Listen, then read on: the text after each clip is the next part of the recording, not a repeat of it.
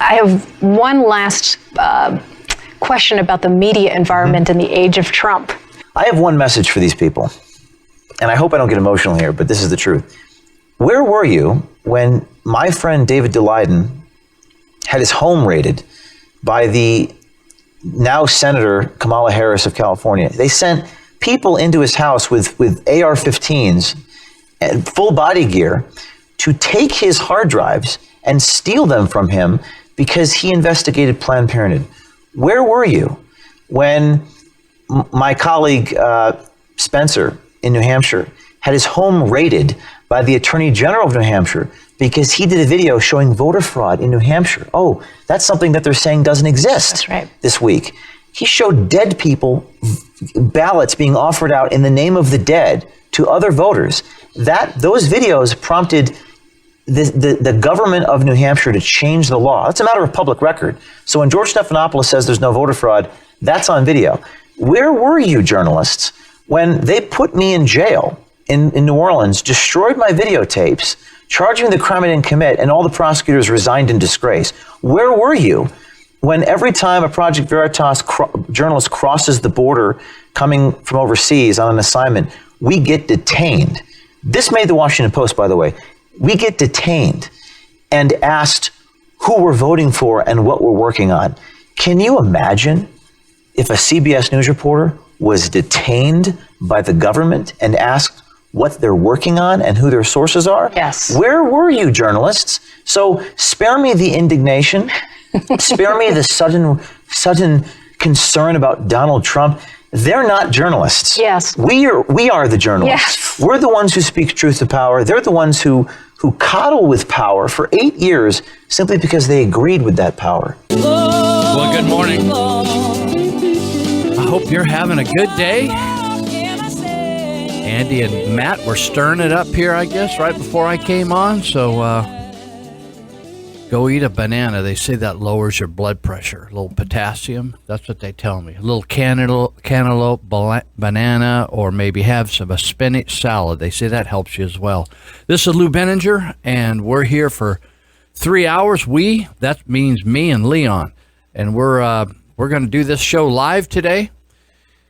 And if you just woke up out there in Linden Olivehurst and, you're just starting to get to sleep and somehow you've been tweaking all night and now you're just thinking, I need some sleep, but, somehow the radio came on and you're wondering, who is that guy?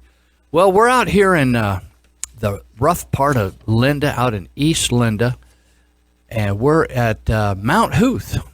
And when I climbed up Mount Huth today, I remembered one day I couldn't even climb up the mountain. I just had back surgery, and I thought, man, I can't even climb these stairs. I'm getting old. But it just shows you a guy can bounce back. So we're out here at 1410 AM. They say it's not even called, they don't even call it KNYC. They don't even want you to use those call letters, I guess, but they call it the Patriot. And also you can listen on FM 104.3. if you're partial to FM and you hate AM. If you want to call us, you can dial us up at 742-5555. That's a 530 area code, 742-5555. But, we're pro-choice out here, so if we don't want to take your call, we'll just abort you because not everybody is welcome, and we don't need to let you talk. If you want, as Andy was mentioning, if you want to get your own station, you can get it. But we may let you on the air, and we'll try to get you on. Other times, people just want to let us know what they think, and they don't want to get on the air. But just to let you know that we are open-minded. You doing okay today, Leon? Leon's doing okay? I told him it looked like he got up a little late. His hair is kind of looking different today. But he said he's been up really early, got up really early today. We're glad you're listening, and as I said, we're broadcasting out here on Mount Huth down in the bunker. I thought we'd be done with the Obama resistance, but it looks like this President Obama's not going to give it up. So, what's going on here? Did I lose I lost my screen here for a second. So, I just saw on a. It's all over the media. You know something? This president it doesn't matter what he does, cure cancer, achieve world peace, they'll find something wrong with it. So now the latest thing is they're actually covering how many scoops of ice cream he gets at a dinner. And if he asks for anything different, if other people get 1 scoop, he gets 2 scoops. They're making a big deal about it. I'm wondering if they're not going to measure how many breaths he takes. You know, you ever wonder how, like, if we're true socialists and everything's totally equal, like you go play soccer and it doesn't matter who's good or who's bad, who shows up for practice, you all get the same trophy. Why don't we like measure how many breaths everybody can take? And if people take an extra too many breaths, then we highlight them that they're taking advantage of other people. Why don't they measure every breath that Trump takes? I got a kick out of it. They made an issue of him playing golf, and it seemed like Obama, he would golf when military people were killed or there was some kind of catastrophe in the United States. He'd go and play golf, and nobody ever made a big deal about that. He was like golfing every day. Did you hear that Michelle Obama now is trashing the ag department? You know, these people, they just went from the White House to antagonist to the White House. Did you notice that? Now, Michelle Obama is trash talking Sonny Perdue, who's the new ag commissioner, because they dropped Michelle Obama's lunches, her lunch menu that made everybody sick, and they threw all her food in the garbage. So she thinks this is typical liberalism. They shove it down your throat. And even though they were throwing away a third to a half of the food because the kids thought it was terrible, they still were going to force feed them. It's just the way the government is. You know, the government just forces you to do stuff. So liberals are just, you got the conservatives that believe in freedom, and then you got the liberals who are just a skosh away from being Nazis or communists and always want to control and measure everything you do and say. And so that's how we have Michelle Obama, and I was thrilled to see we got rid of her lunches. I would rather see them eat lots of salt, donuts at break. I always ate a donut at break. When I went to high school, I had a big chocolate eclair and a one of those pint or half pint of milk, whatever that size was. And it just helped. I just felt great. And you know something? If you're like exercising and playing sports and doing lots of stuff, you just burn those calories right off. I never had a weight problem. I was always up to no good somewhere, and it just burned those calories right off. So bring on those high-calorie lunches so those kids can go out there and feel full and play football and basketball and whatever else they want to do. I'm sick of this federal government managing our diet for us. Isn't it just ridiculous? Are you just sick of it? It's just like, I would rather be getting sick from my diet and decide myself whether I want to change my diet or not than the government trying to manage my life. Here's why you get the government managing your life. When the government is paying for your way, like you're on welfare, and you can't take care of your own health insurance, or you can't pay your own way medically, whether you buy health insurance or just cover it yourself. When you expect the government to pick up the tab for you, then expect the government to come and tell you how to live your life. Pretty soon they'll be telling you what kind of clothes to wear. You know that? The first time I went to Beijing, China, we were smuggling Bibles right into the capital. That's like the Washington, D.C. for all you that don't know your geography anymore in schools. That is the Washington, D.C. of China, of communism. And we were smuggling Bibles in there, and one of the things that stood out to me was that they all wore the same clothes, and they wore black bicycles. They drove black bicycles. There was no various colors of bicycles, just like they all wore kind of a medium blue or a dark blue type coat and pants. And then they wear these little Mao hats, and they all ran around. But as time went on, and Western, even though they're communists, as Western influence had a greater impact up there, they started wearing Western-style clothes, different colors. And when they began to entertain free enterprise, people started making enough money where eventually they could actually get a scooter, or some even could afford a car. This is starting back in the 1990s. It's the same way in Vietnam right now, although they're much more westernized. But, you know, that's government. They try to force you to live your life a certain way. But when you submit to government and you get on the government dole, it's just like businesses now are so controlled by government. So now they're just always feeding off the tit of government, wanting Grant. They always want to talk to Mr. and Mrs. Grant, wanting handouts from the government welfare. I get a kick out of conservative businessmen, farmers particularly, and they're all against welfare, right? But then they go get government welfare to not plant their crops, or they get government welfare handouts called subsidies, and they don't want to call that welfare, that they get $1 million or $100,000 or $50,000 spiff for doing something instead of just doing it because it's right.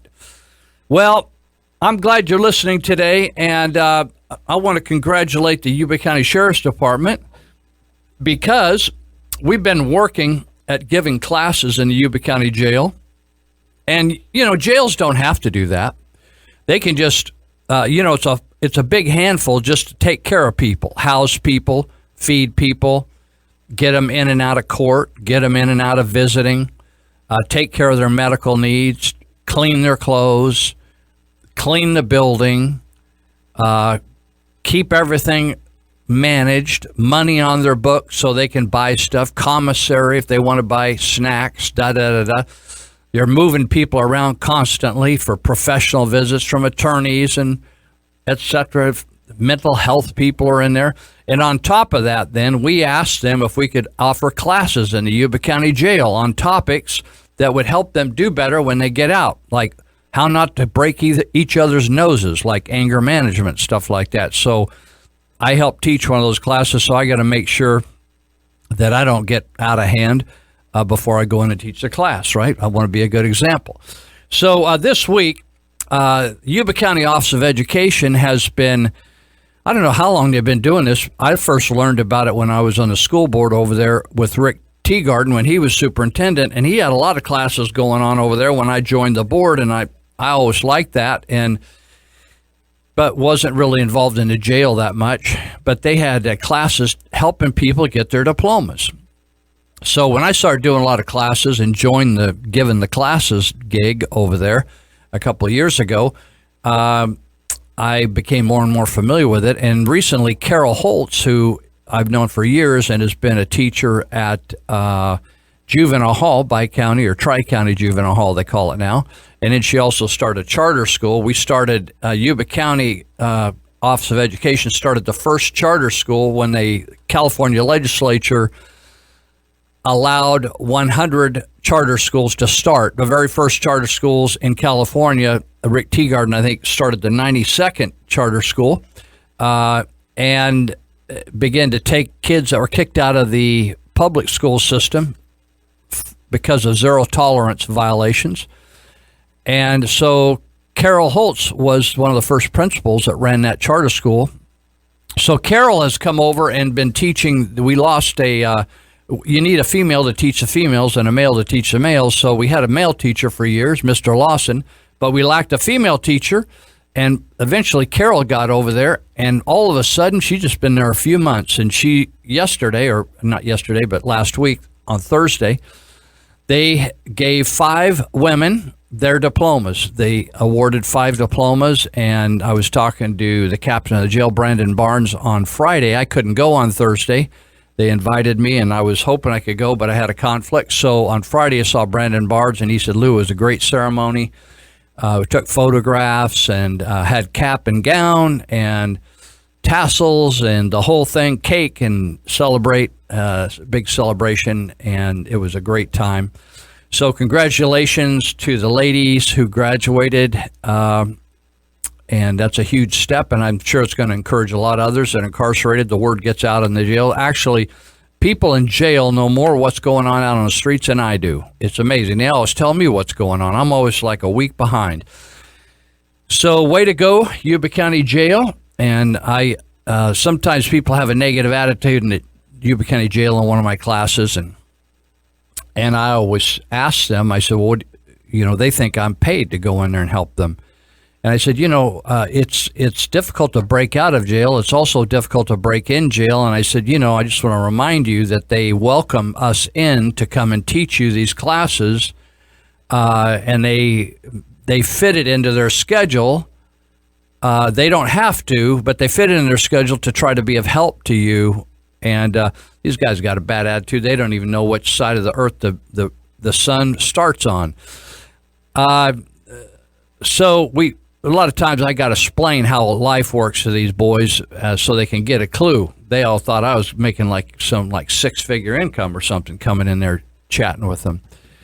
Oh, let's see what's going on. You know something? There's I'm happy because tonight I get to listen to a guy named Bobby Conner. And Bobby, he's a country boy who used to just beat people up for fun and drive fast and shoot guns and do the wild thing, get arrested. And then Jesus got hold of Bobby Conner, and now Bobby just a good old boy that God uses in amazing ways. And so he started visiting at the church I attend at Glad Tidings a few years ago.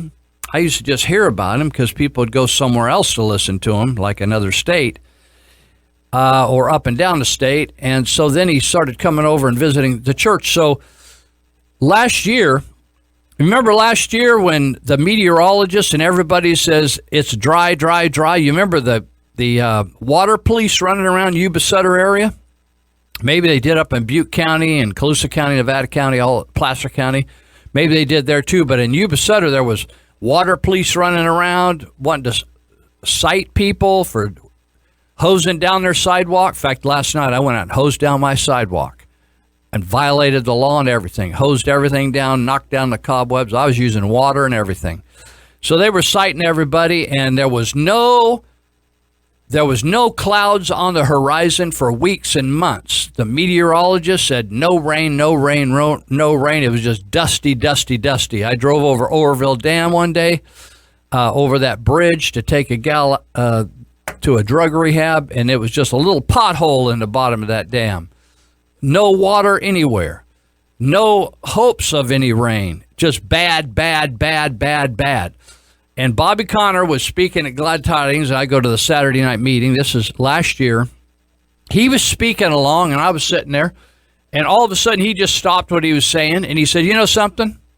He said, I'm going to tell you right now. He said, Bobby Connors is a prophet. Most Christians don't even believe most of the Bible. They just pick and choose what they like a buffet. And the only reason they believe in the miracle birth is it happened yesterday. If somebody told it was going to happen tomorrow, or the resurrection, they wouldn't believe that either. They're stupid as sheep come, really, and they don't have any faith, basically.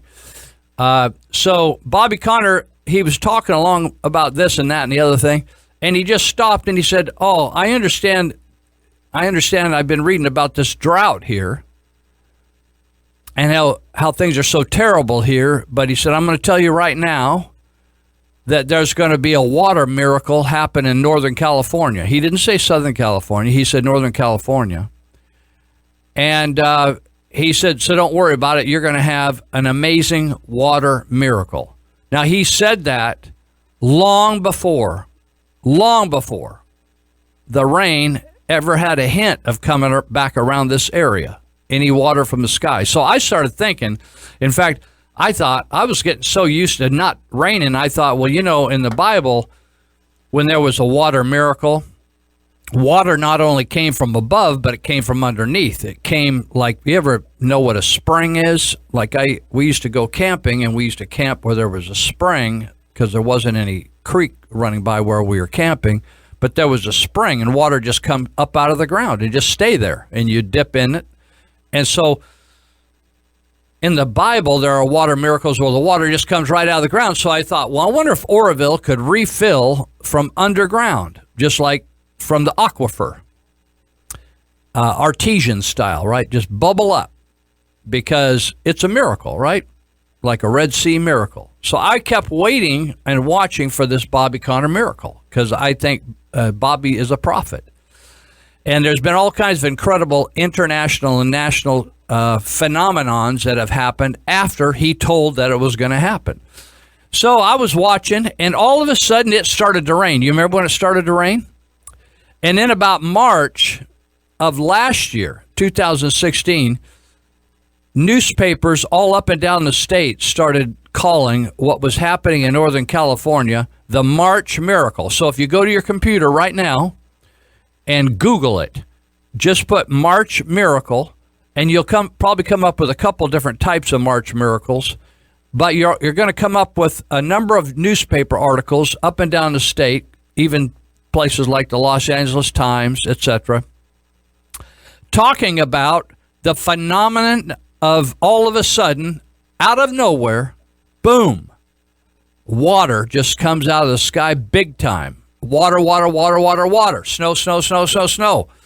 And Bobby Conner, his prophecy came to pass. Now, I know all you people that are secular Christians, you don't believe the Bible, you just go to church because you think you ought to, and you waste, some sit through boring meetings, an hour, sit through a little hour meeting and sing a few songs, give a few announcements, guy talks for 20 minutes and punts, and you're out. Nothing miraculous ever happens. It's just like going to class. How boring.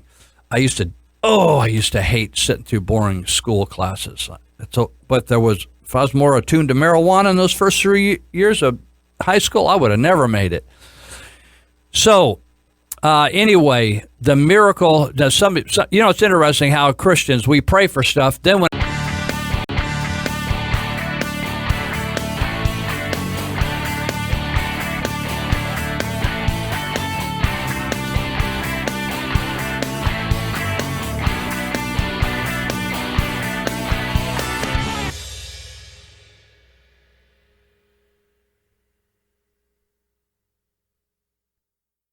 I have one last question about the media environment in the age of Trump. I have one message for these people, and I hope I don't get emotional here, but this is the truth.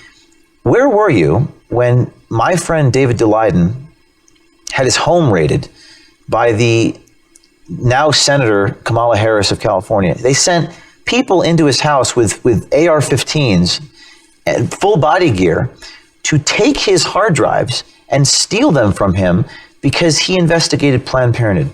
Where were you when my colleague Spencer in New Hampshire had his home raided by the Attorney General of New Hampshire because he did a video showing voter fraud in New Hampshire? Oh, that's something that they're saying doesn't exist. That's right. This week. He showed dead people, ballots being offered out in the name of the dead to other voters. Those videos prompted the government of New Hampshire to change the law. That's a matter of public record. So when George Stephanopoulos says there's no voter fraud, that's on video. Where were you, journalists, when they put me in jail in New Orleans, destroyed my videotapes, charged me the crime I didn't commit, and all the prosecutors resigned in disgrace? Where were you when every time a Project Veritas journalist crosses the border coming from overseas on an assignment, we get detained? This made the Washington Post, by the way. We get detained and asked who we're voting for and what we're working on.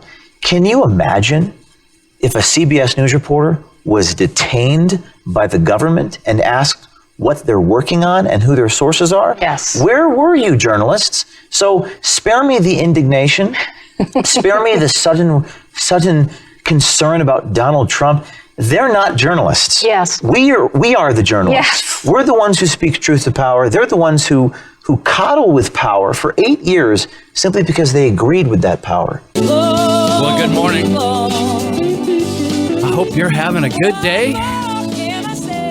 Andy and Matt were stirring it up here, I guess, right before I came on. So go eat a banana. They say that lowers your blood pressure. A little potassium. That's what they tell me. A little cantaloupe banana, or maybe have a spinach salad. They say that helps you as well.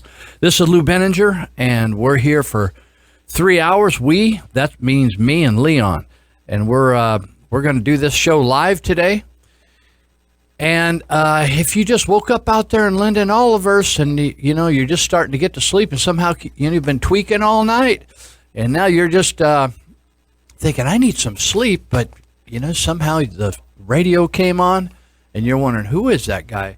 Well, we're out here in the rough part of Linda, out in East Linda, and we're at Mount Huth. And when I climbed up Mount Huth today, I remembered one day I couldn't even climb up the mountain. I just had back surgery, and I thought, man, I can't even climb these stairs. I'm getting old. But it just shows you a guy can bounce back. So we're out here at 1410 AM. They say it's not even called, they don't even call it KNYC. They don't even want you to use those call letters, I guess, but they call it the Patriot. And also you can listen on FM 104.3. if you're partial to FM and you hate AM. If you want to call us, you can dial us up at 742-5555. That's a 530 area code, 742-5555. But, we're pro-choice out here, so if we don't want to take your call, we'll just abort you because not everybody is welcome, and we don't need to let you talk. If you want, as Andy was mentioning, if you want to get your own station, you can get it. But we may let you on the air, and we'll try to get you on. Other times, people just want to let us know what they think, and they don't want to get on the air. But just to let you know that we are open-minded. You doing okay today, Leon? Leon's doing okay? I told him it looked like he got up a little late. His hair is kind of looking different today. But he said he's been up really early, got up really early today. We're glad you're listening, and as I said, we're broadcasting out here on Mount Huth down in the bunker. I thought we'd be done with the Obama resistance, but it looks like this President Obama's not going to give it up. So, what's going on here? Did I lose I lost my screen here for a second. So, I just saw it's all over the media. Something, they recorded the whole thing and they put it on YouTube, but I was scanning through Facebook this morning looking for something, and I ran across Donald Trump live speaking at Liberty University. And I thought, I want to listen to this. And I had to leave and travel over here to the station, and then I went back and tried to listen to it. I couldn't pull it up. But I loved what he was saying, that we worship God, we don't worship the government.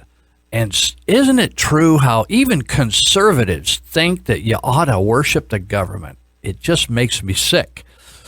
But I was thinking how respectful the people were at Liberty University of the president speaking.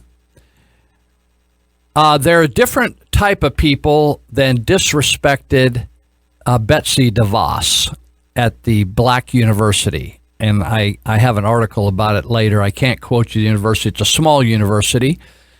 But I thought, what a great thing it is to have the Secretary of Education come and speak at your university, regardless of what party they're from, right? But people in this country don't see it that way anymore. In other words, you're only allowed to speak at their university if you totally agree with everything they believe and think. Now, I don't think that's true at Liberty University, even though I don't believe that all the graduates and the participants, the folks that attended that celebration today, were all maybe Trump voters or conservatives. But maybe a lot of them were God followers, and they were tolerant people, and they were respectful and kind towards President Trump. I was thinking while I was watching him, I wonder if Obama had been invited to speak at Liberty University, if that group would also been respectful to Barack Obama or Michelle Obama. And I think they would have. I would have. I wouldn't have stood up like they did at the Black University. Some stood up at the Black University. I'll look up the name in a minute. And they stood up while she was speaking and turned their backs to her. What kind of weird people are this? What kind of animals, barbarians are that? She never hurt them. She isn't a racist. She isn't trying to she came to the university to honor the students there, the black students. And yet they wouldn't even allow her the courtesy to speak. You know, folks, that's what, when you hear the term Nazism, that's what that is. See, the liberals in this country, if they can't legislate free speech away, like eliminate free speech, they will harass you. They will harass it away. They will suppress it. They will cause a riot to stop free speech. That's why people like Ann Coulter can't go to Berkeley and speak anymore. Or even a homosexual guy that happens to be conservative like Milo can't go to Berkeley and speak. Because they will destroy the town. That's Nazism. If they can't, in other words, our country was founded on the freedom of speech. And if the liberals can't suppress that through legal means, they will do it through violence. But it was interesting to me as I pondered today, would Liberty University welcome liberals like Barack Obama or other politicians to speak there and show them the respect that they deserve, right? You see the double standard? Betsy DeVos, let me just get down to, I was just so impressed, and I had lost track of Liberty University because I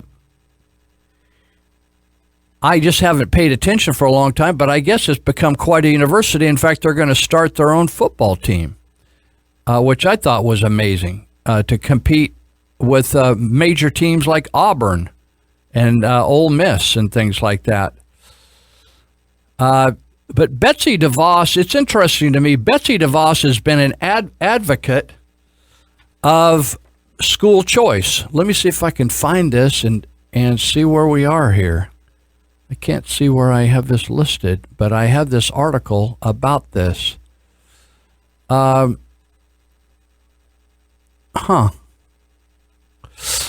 Anyway, she is a big advocate of school choice, and she made a comment that has been twisted by the media. And here's what she said. She said that black families were the first ones to utilize school choice. And I know exactly what she meant, but the liberal media had a heyday over that. Now, here's what they said. They made the point that blacks had no choice of where to send their kids to school because the schools were racist. I'm totally on that page. So is Betsy DeVos.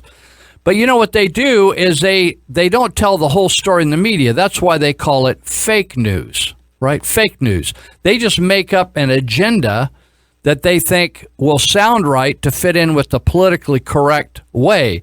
So Betsy DeVos was saying, like, let me just back up and say this. A lot of Christian parents don't feel that they have school choice. You pay your taxes. You're forced to pay taxes that are forced to go into the public school, but your kids and their value systems are not welcome there. What am I? Oh, you mean, Lou, you're saying that they can't just go to the school? Yeah, they can go to the school, but you've got to accept what's forced down your throat without questioning it. And let me give you some examples. You have to accept the fact that you came from a monkey, that you're taught that is fact, and it isn't. It's no one's ever affirmed and proven that people evolved from apes. That was just a theory, and they just have taught it so long, now they think they can get away with just saying that's the way it is.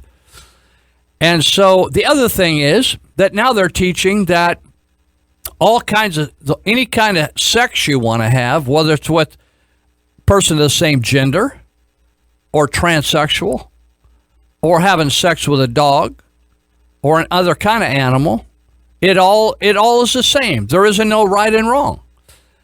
And you have to accept that. And you have to accept even a change in what the meaning of words are. And so if you don't accept that, then you're humiliated and shamed, and you could actually get thrown out of class. In fact, you can fail a course over not going along with the way things are taught. School is no longer a place of debate and discussion, but it's just a propaganda spot. Now, the latest thing is later this month, in fact, on May 22nd, it's Harvey Milk Day. Now, Harvey Milk, for those who are new to this, let me just back up. I got this article now. Okay, 300 graduates of Bethune-Cookman University, a historically black college, turned their backs. Says many, maybe 10 of them did. We don't know what many means. Why don't they just tell us exactly how many? If there's only 300 graduates, you could count how many. But no, when you have an agenda, you want to make it sound as big as possible. They turned their backs on U.S. Secretary of Education, Betsy DeVos, as she gave her speech. Isn't that disgusting? That sounds like something that people are under the influence of drugs at some high school graduation would do, or moon somebody, do something really juvenile. These people are actually graduating from college. Would you like to hire one of those dudes that stood up and showed their backside to this lady? Finally, the president had to stand up, Dr. Edison Jackson, and say, if this behavior continues, your degrees will be mailed to you. Choose which way you want to go. Now, here's a group. Let me tell you who stirred this up. The National Association for the Advancement of Colored People. I don't even know why we got that group still around. You know, I'll tell you why. Because it's a big living for those folks to keep stirring it up. They get big fancy salaries for just making an issue where there is no issue. Betsy DeVos, it would be the one who could actually make a change so black kids could go to the school of their choice and get out of those slum schools. It was Barack Obama who shut down the black school choice vouchers in Washington, D.C., by the way. And it'll probably be people like Betsy DeVos who actually care about black kids to get them their school choice back. But it's the NAACP that is more interested in continuing an agenda of racism in this country, and the teachers' unions. Why would the teachers' unions be against Betsy DeVos? Because she is anti-teachers' unions protecting crappy teachers. So you have the NAACP, according to what they're saying here, the teachers' unions and other leftist groups stirred up these protesters against DeVos speaking. They circulated an online petition demanding that this school administration rescind, for you and Oliver Linda, that means take back, the invitation to address the graduates. The NAACP called for the resignation of the president of this college and board chairman if they did not disinvite DeVos. This is what I'm talking about, is fascism. In other words, freedom of speech, freedom of association is shut down. They couldn't do it by law, so they do it by destroying people and destroying businesses, and I'm going to talk more about that later. How the left now is trying, if you stand up for anything, they will try to get your job. They will destroy your family. That happened to my friend Dr. Cassidy when he worked for the county of Yuba, when Mary Jane Griego and other liberals lied about him, defamed him. He should have sued them for slander.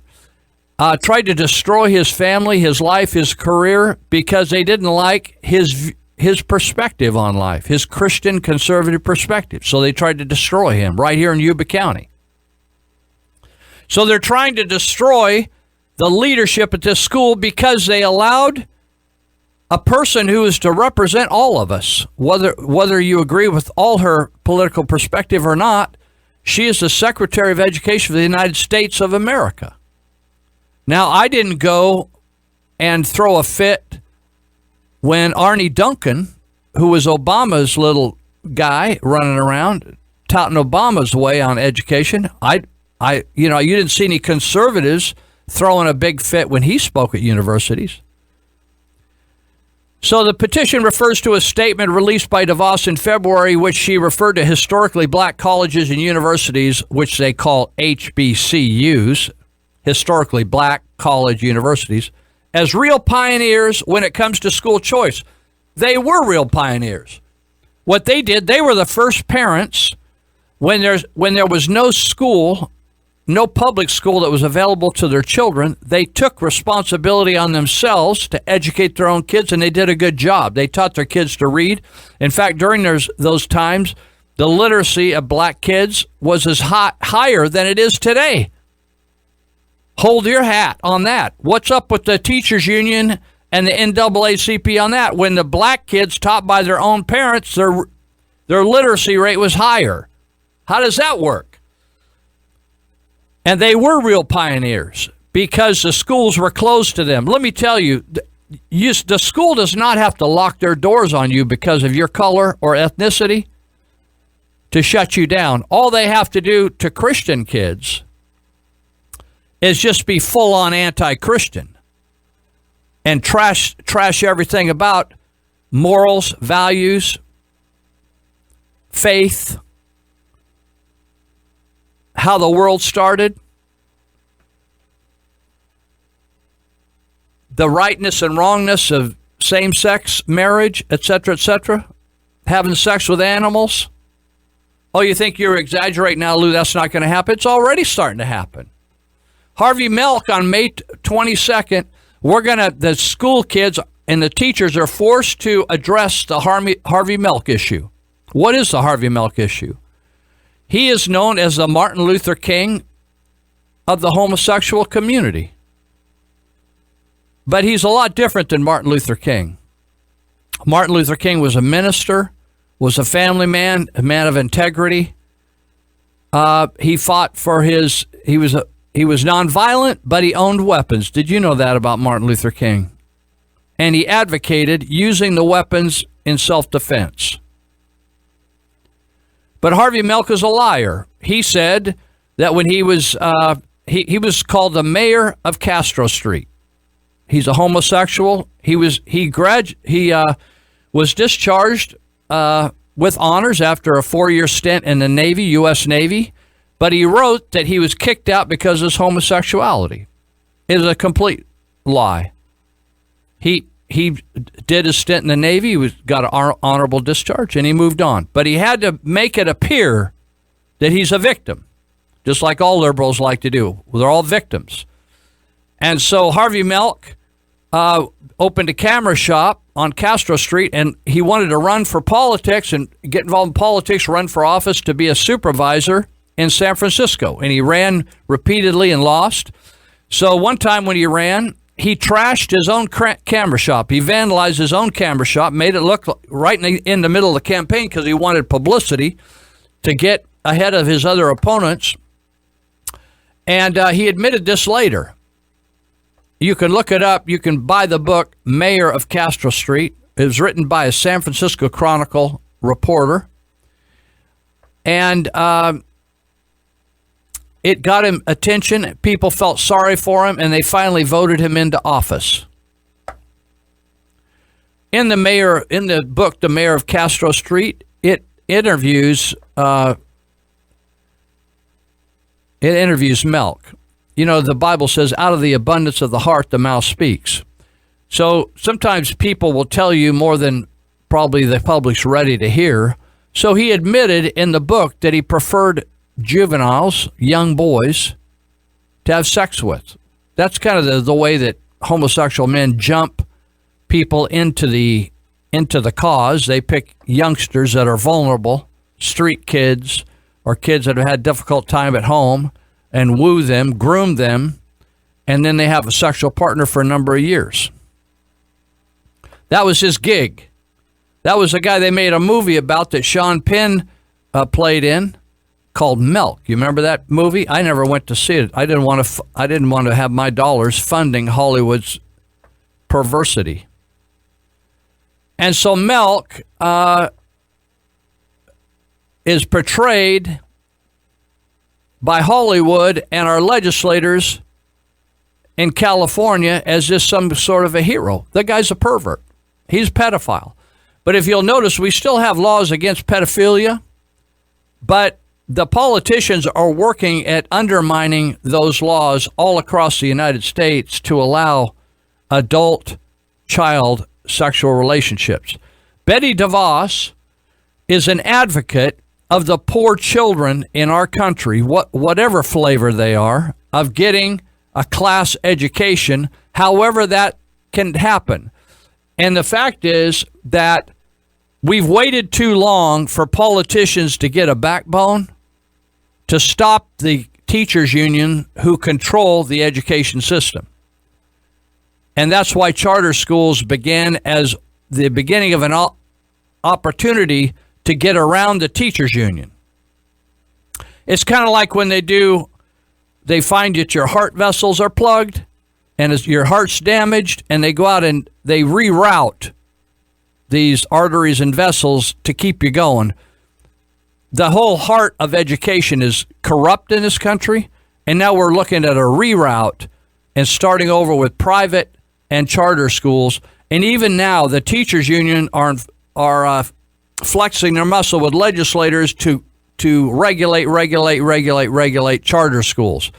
And what DeVos is trying to do is offer the benefits of poor families that are getting jerked around by the public education system, regardless of whether they're white, black, or whatever, Hispanic, whatever, that they get the same opportunities that everybody else is getting in more wealthy districts. But the NAACP has been against this because they're sold out to the teachers union. See, the liberals are all in this together. Obama's the same. You think, oh, Obama, when he became he's the first black president, supposedly. Actually, he was, if you talk to blacks today that will be honest, he didn't do that much for black people. Because why? He sold out. The liberal interest group got him by the short hairs. The teacher, this black college and university petition also objects to DeVos' recent withdrawal of protections the Obama administration put in place for students who have mismanaged or are defaulting on their student loans. Do you get that? These people, Obama put in protections that allow students to mismanage. In other words, they get a student loan and then don't use it for school, or they default on their loan payment. Is that what we want to teach kids, so you can go get a government loan? You remember, and then not pay it? You remember when Obama took over all the student loans, took them away from private banks? They should all go back to private banks, because if the government's running the loans, then everybody can screw over the government, get away with it. If a private bank gave you a loan, like the Bank of America, they will come after you. And they have a right to come after you. Sean Jackson, chairman of the Black Republican Caucus of Florida, says DeVos has been a champion for equal education for low-income and minority children. Not all black people are interested in the NAACP. In fact, they ought to change their name because they don't like the word colored anymore. We'll be right back.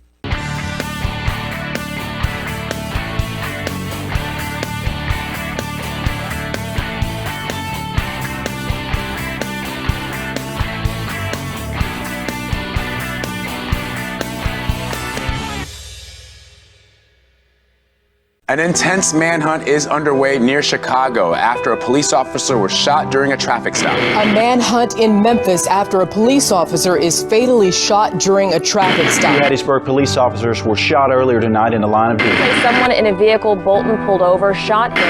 Another on-duty police officer was shot and killed in cold. Police say he shot and killed a state trooper in Kentucky. For an NYPD detective killed in the line of duty. The deputy was simply walking back to his car. He was shot in the back of the head. You know, the shooting is just another tragic reminder of the dangers that the law enforcement faces in our country to protect us every day. To serve on a force for more than 30 years is just an incredible sacrifice. There are times when that police officer will make the ultimate sacrifice in defense of a community. Anytime a law enforcement officer is killed, a little of every police officer in America dies along with them. It is time for the silent majority in this country to support law enforcement. I never want this to happen.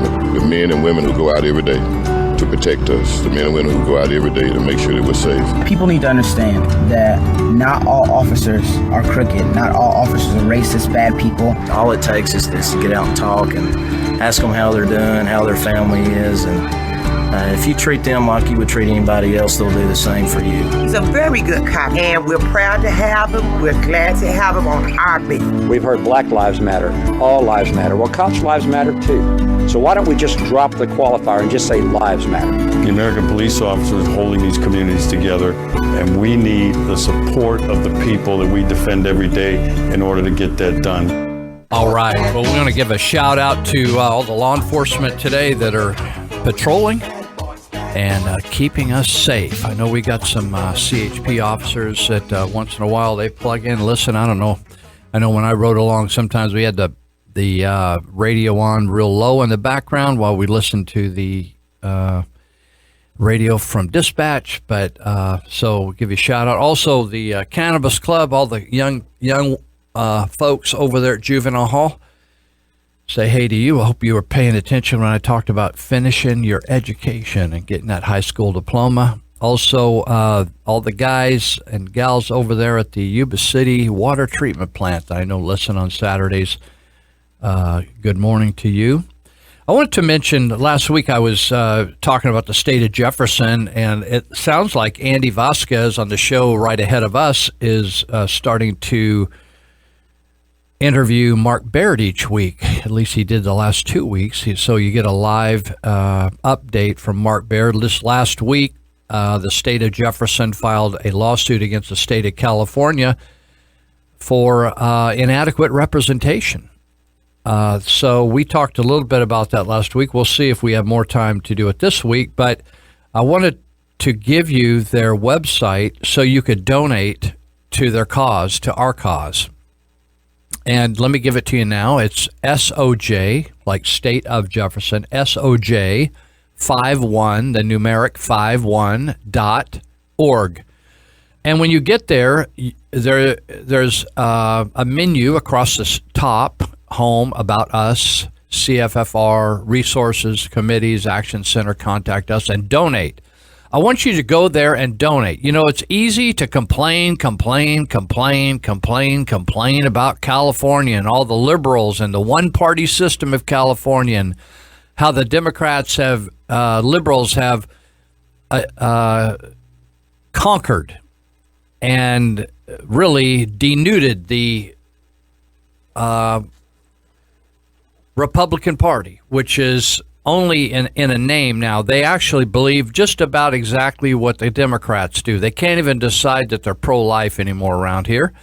So the congratulations to the Democrats. You did it.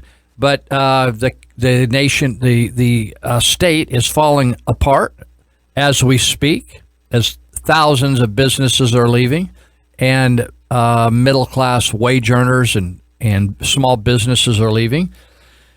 So those that are here, that feel trapped here, quit whining and do something. And what you can do is help us separate the North counties from the state of California. Whether or not there's any Oregon counties that will join us makes no difference at all. I'm so tired, and I've been encouraged to hear Andy actually talking about getting our county to sign on to this lawsuit. We should. We have 23. They say, I keep hearing the different numbers. I thought it was 21 counties. Mark Baird said this morning there's committees in 23 counties, Jefferson committees. A number of boards of supervisors have supported this idea. I don't know why they just don't join the lawsuit if they're serious about it. But just like a lot of stuff, a lot of it is just hot air. And a lot of you spout a lot of hot air because you never put your neck out. You never, it's interesting, you'll give the government more money. You'll give the city of Marysville another % of your taxes. You'll give the government another $2 a pack for cigarettes, right? You'll give another 12 cents a gallon for gasoline.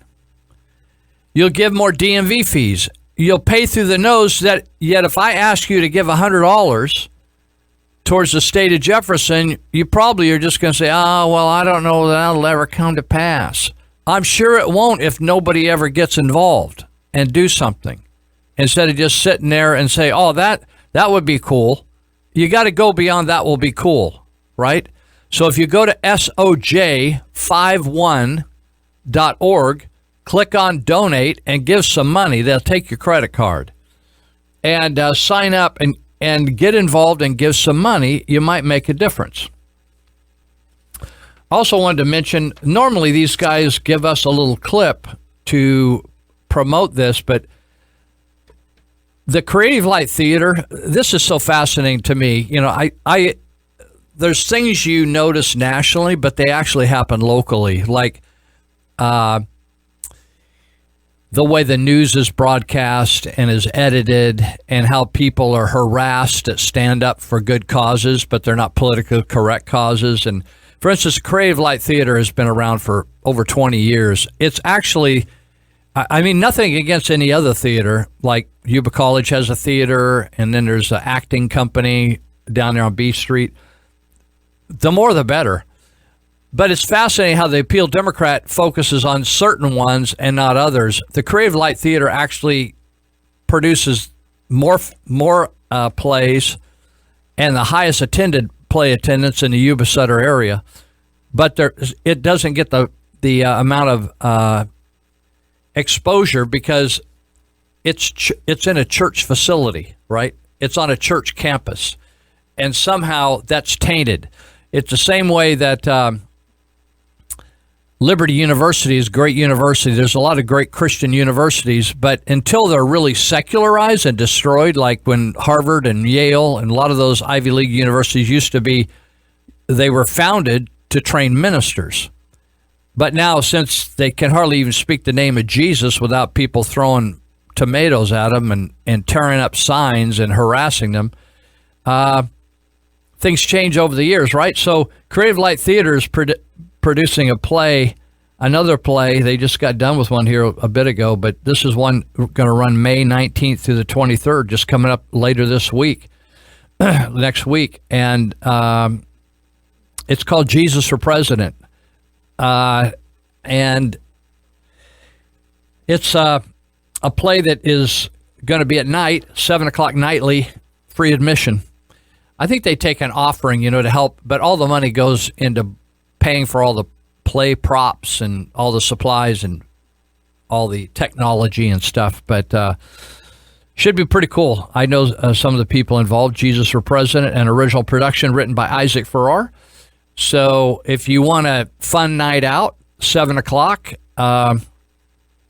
you should go check it out from the 19th through the 23rd, every night, 7 o'clock, free admission, and get some good entertainment and uplifting entertainment. There you have it. So let me get back over here and find my notes. Let's see. What else do I want to mention that I wrote down some different deals? Oh, I want to mention the Patriot Store. They're the ones. I'm looking at the state of Jefferson flag in here that somebody ripped off and stole once before. And I mentioned it on the air, and the Patriot Store got me another one, and it's hanging up here in the broadcast booth. And I just want to thank them again for this, because I'm into the state of Jefferson thing, and I hope before I die that I'm residing in the state of Jefferson and not California. California is way ahead of the rest of the country in socialism. If you like that, I don't know why you wouldn't just want to leap down to Venezuela and try it down there for a while. And I want to talk about that in just a second. But the Patriot Store, they handle all kinds of stuff. They have all kinds of Jefferson supplies. They have survival supplies, prepper supplies. I think they even maybe sell some ammo over there and stuff. 1199 Butte House Road. It's over, I don't even need to give you the number, a lot of you, because it just say in the Target parking lot on Butte House Road. And go check it out and buy something from those folks. Let's see. All right. Well, the state of Jefferson, we need to make a push. You should call your supervisor, whatever county you're in, and just say, join this lawsuit. Join this lawsuit and send emails to your legislature. I just found out that both Jim Nielsen and James Gallagher aren't into the state of Jefferson. Now, I wonder why. Do you wonder why? It's no surprise to me. Because they got a stake in the swamp, right? In fact, they have their own boat and dock in the swamp because they are cashing in. Do you know that they make more? These two guys make more than you do without even counting their salary on just their per diem. That's what I call the tuna sandwich and coffee money, just for saying I'm present. They get like $174 a day. That's not their salary. That's just what they call per diem. That's just like the wake up and smell the roses coffee or money. And so no wonder they want to stay. They're all comfortable in that system. And they don't want to rock the boat. See, it's not, they are in it for themselves. It has nothing to do with what's best for the counties in the north. They don't care whether they're short of representation and they have no clout. They just go down there and play the little game. They know they can't do jack diddly. That's why when Janet Nguyen, the Vietnamese senator from Orange County, when Janet Nguyen stood up to take on the liberal Tom Hayden, when they were honoring Tom Hayden, who was a liberal who was actually was undermining the democratic war effort in Vietnam and was supporting the communists. Janet Nguyen stood up and tried to read a document that they had written representing the Vietnamese perspective on Tom Hayden, right? You'd think there would be a place for that on the floor of the Senate, since there are millions of Vietnamese in California. But it wasn't allowed. And she was shouted down, and then she was carted off.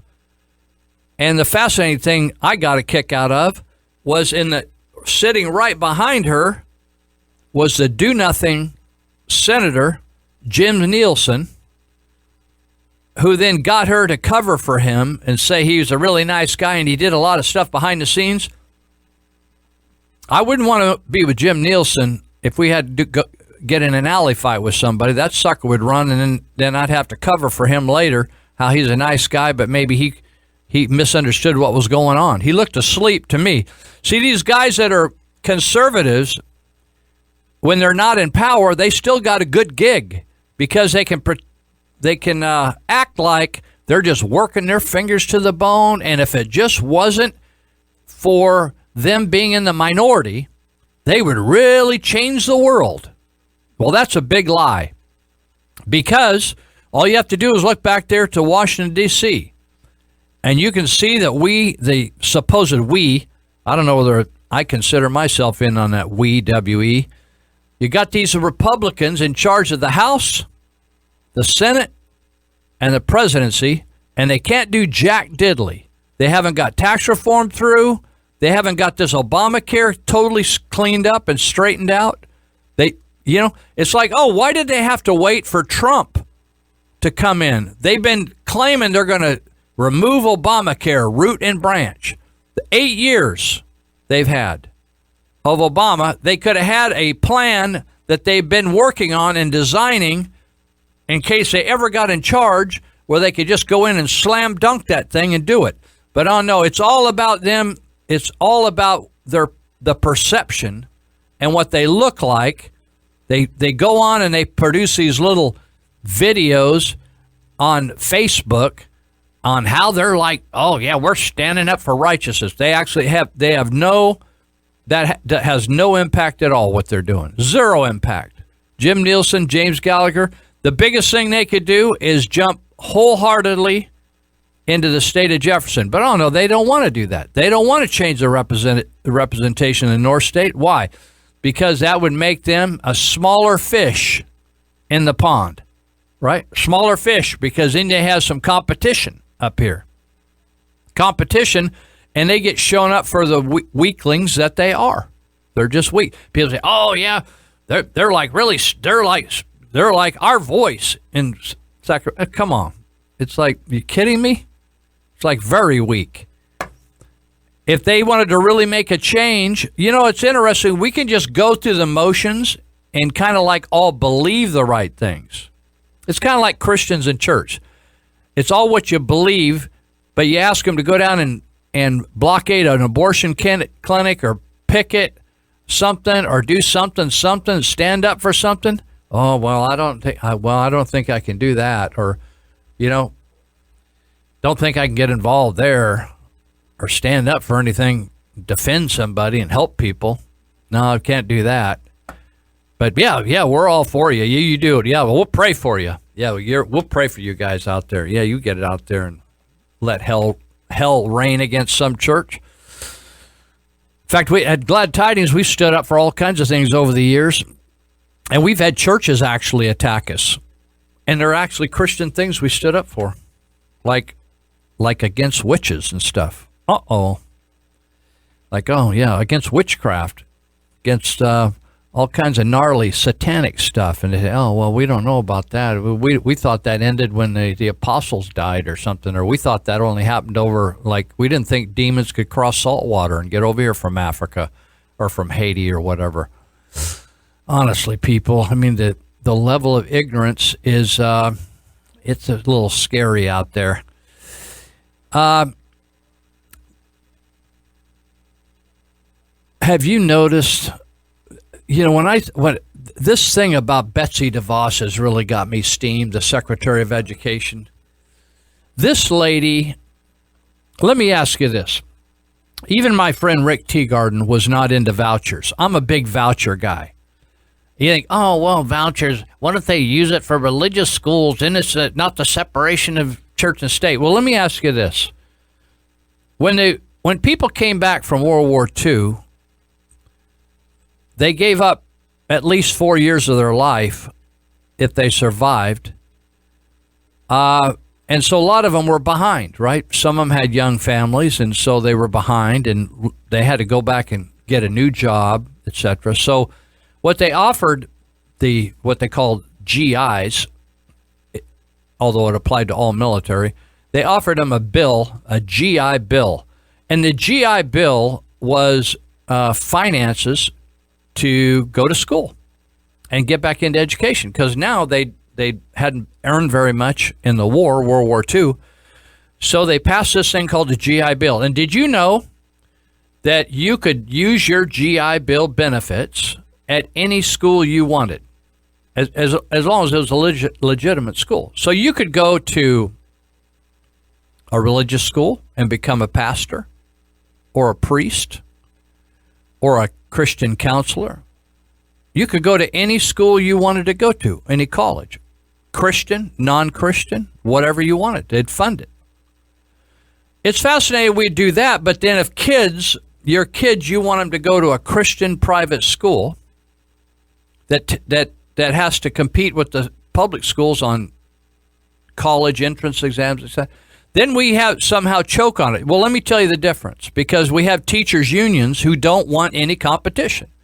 Now, it's interesting, wherever we have competition in America, we get better products. Like we get better tacos because there's great competition, right? We get better cars because there's competition. In fact, when we brought in the foreign competition, when we allowed foreign competition, they kicked America's rear on car building. And we're just still trying to catch up, whether it's German or Japanese. But, you know, we can get a better taco, we can get a better car, we can get better anything by competition. But when it comes to schools, those teachers union, they don't want any competition. And it's amazing. They convince you every time there's a vote on vouchers in California, the teachers union, you know, those teachers, They spend $1,000. They're forced by their unions to give the union $1,000 a year. You know where most of that money goes? It has nothing to do with helping children.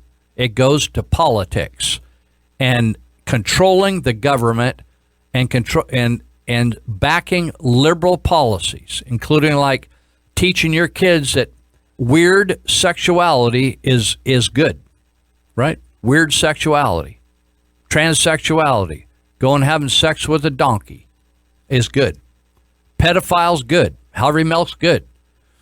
And so what we have is they always fight vouchers. Oh, if you're going to use that voucher money to support weird schools. They're going to use that voucher. That's going to take away the public schools will end up with all the screwed up kids. They always use this on disabled kids and kids that can't learn, learning deficient. And only the best kids will get all that money. Listen, all kids, what if we give every kid, same way we should give every veteran a voucher to go get their own medical care wherever they want it. That will straighten this whole problem out of crappy care.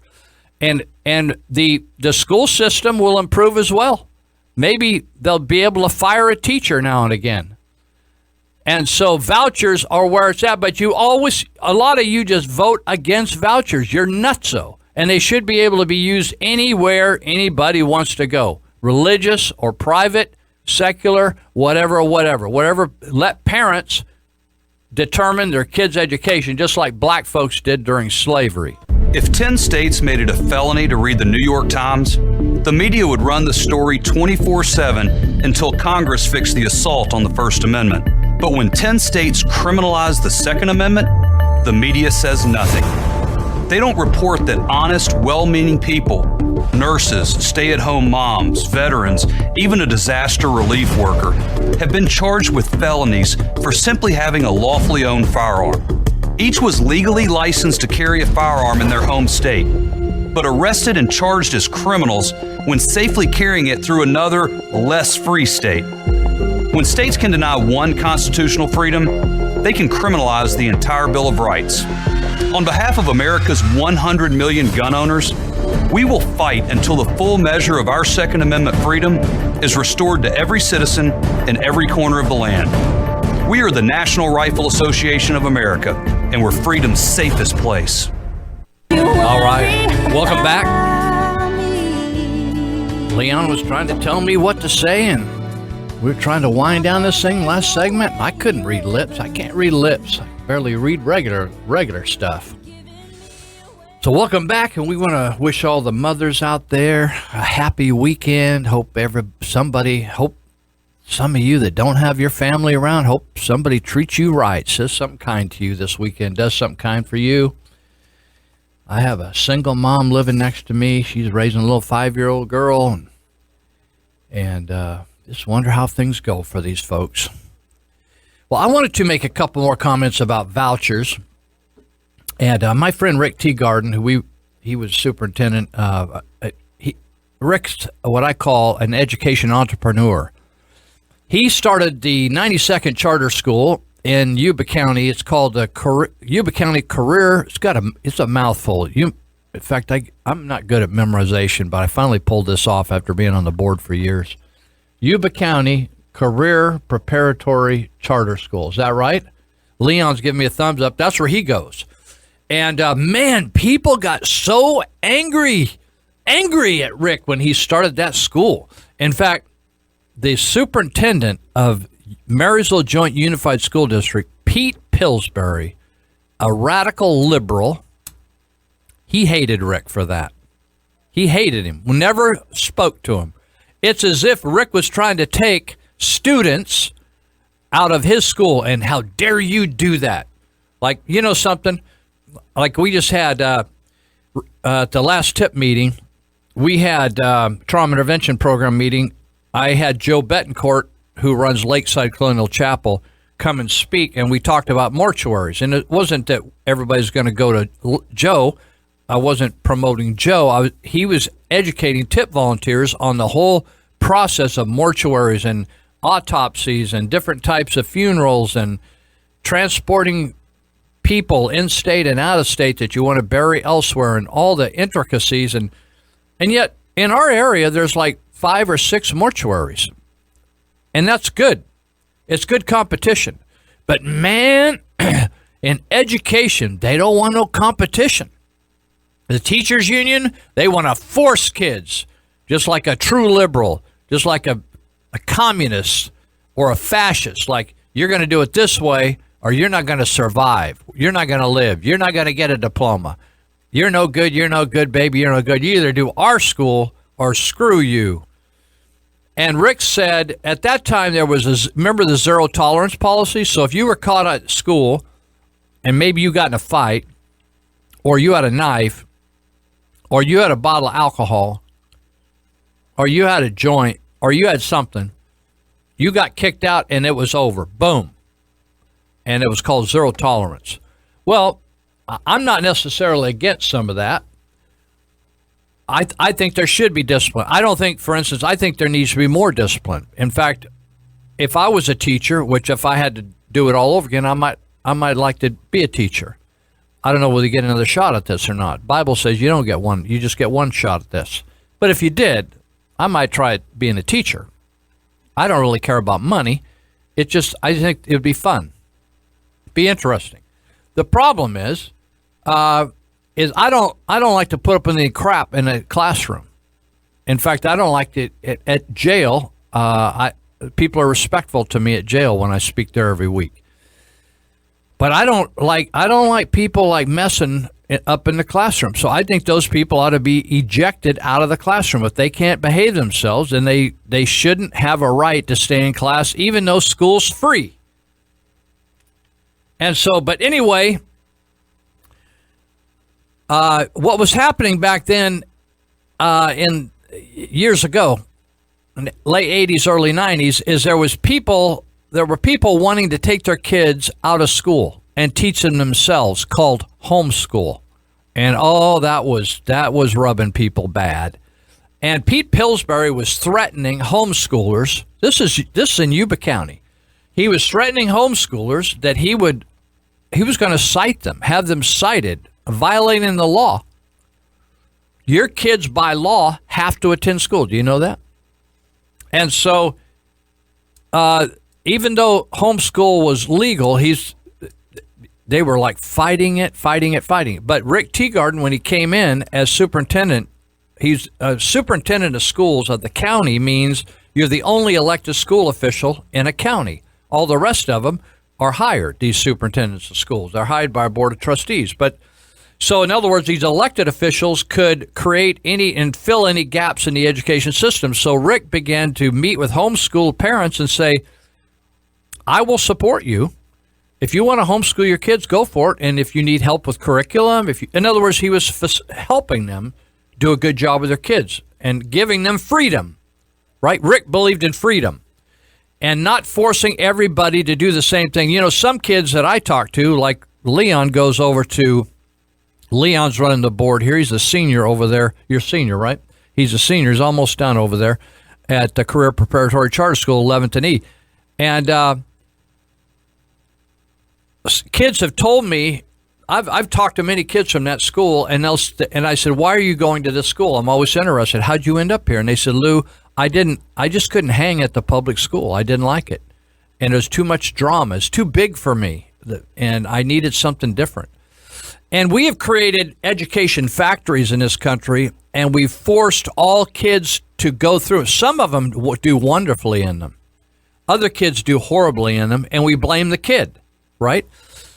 But, you know, it's interesting, like all of us, when we go to the grocery store, I notice at the bread aisle, there's like, 50 different types of bread, and there's all kinds of different cans of beets, and everybody chooses different stuff. There's lots of different flavors or types of orange juice, brands of orange juice. But when it comes to school, we wanted to force all the kids to this sausage factory called a public school. And some of them weren't doing good. They were bored to tears.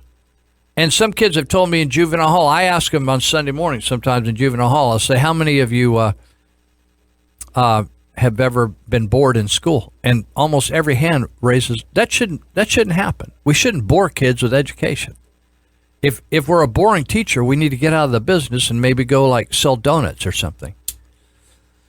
And so Rick began to offer kids options. One was homeschool, and he would bless the homeschool parents and help them with curriculum. And in fact, he would help them with special, if they wanted to dip into to have a special class, so he would actually fund them to go get their athletics at a gym or at a dance studio or whatever.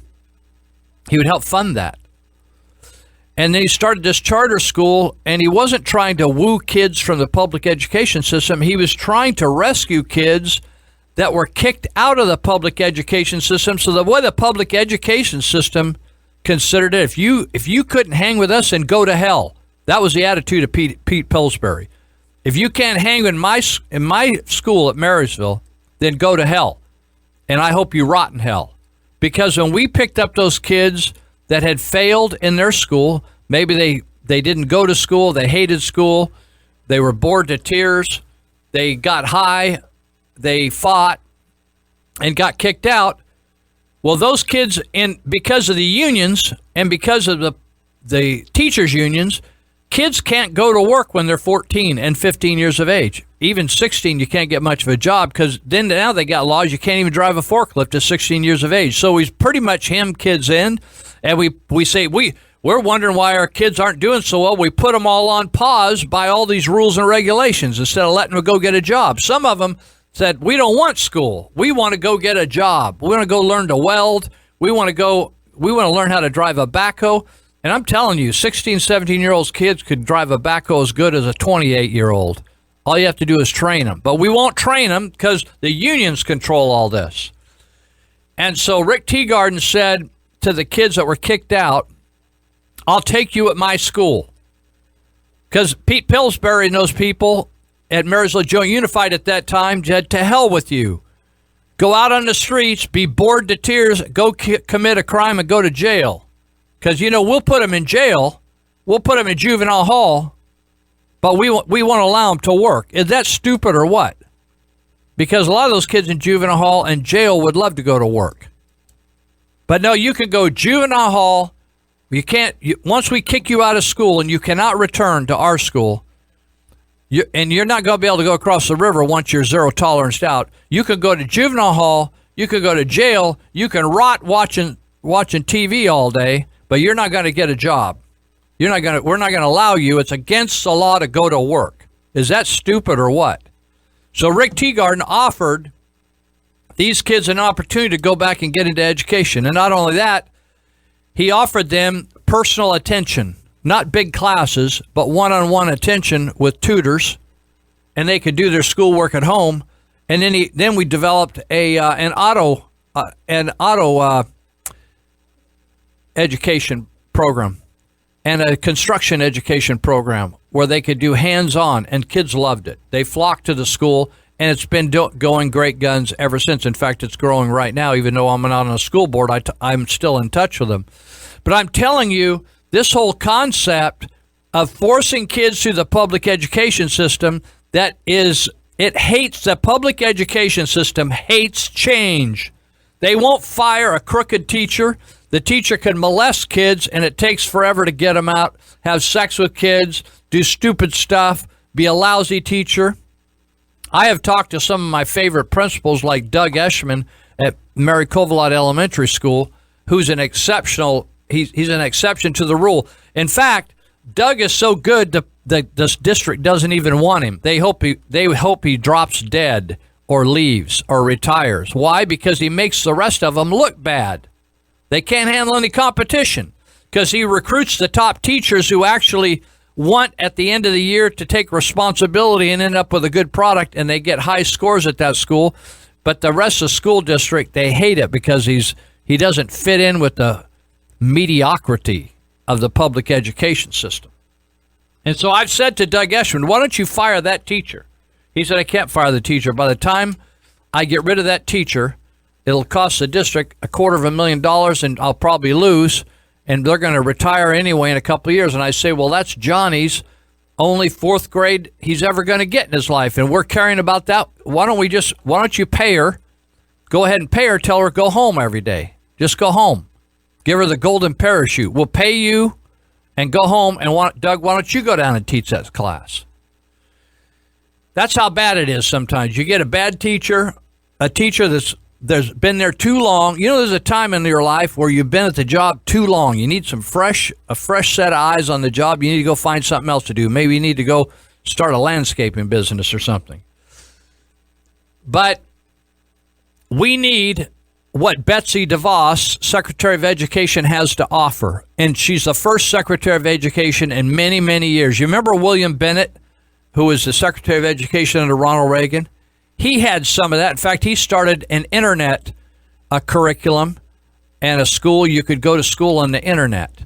Honestly, people, it's going to take an act of God to destroy the teachers' union's hold on our sick education system in this country. And what we need to do now is fund alternatives and let people, let kids, in other words, a kid's going to get so much money a year spent on them, just let them spend it where they want. Don't give them cash, just give them a voucher, where the private school, the charter school, could take that voucher and cash it every month and get their share of the money because of that kid had so much time sitting in that chair every month. Anyway, that's more time than I wanted to spend on education today, but I thought you'd appreciate a little history and the fact that Rick Teagarden changed the landscape on education in our area and opened the door. In fact, I was at a graduation. I used to attend all the graduations. We'd have a couple a year. We'd graduate kids twice a year. And because we didn't get all hung up on the fact that you got to stay till June, we just said, get it on. And if you graduate, we'll graduate you whenever you want. And we'll kick you out of here and get you on. But I had kids walk up to Teagarden, coming across the stage and stop and give him a hug and say, you saved my life. I was doing drugs. I was living homeless. In fact, some of our students were homeless. Anyway, I'm proud of the work that Teagarden did back in those days. Hey, I wanted to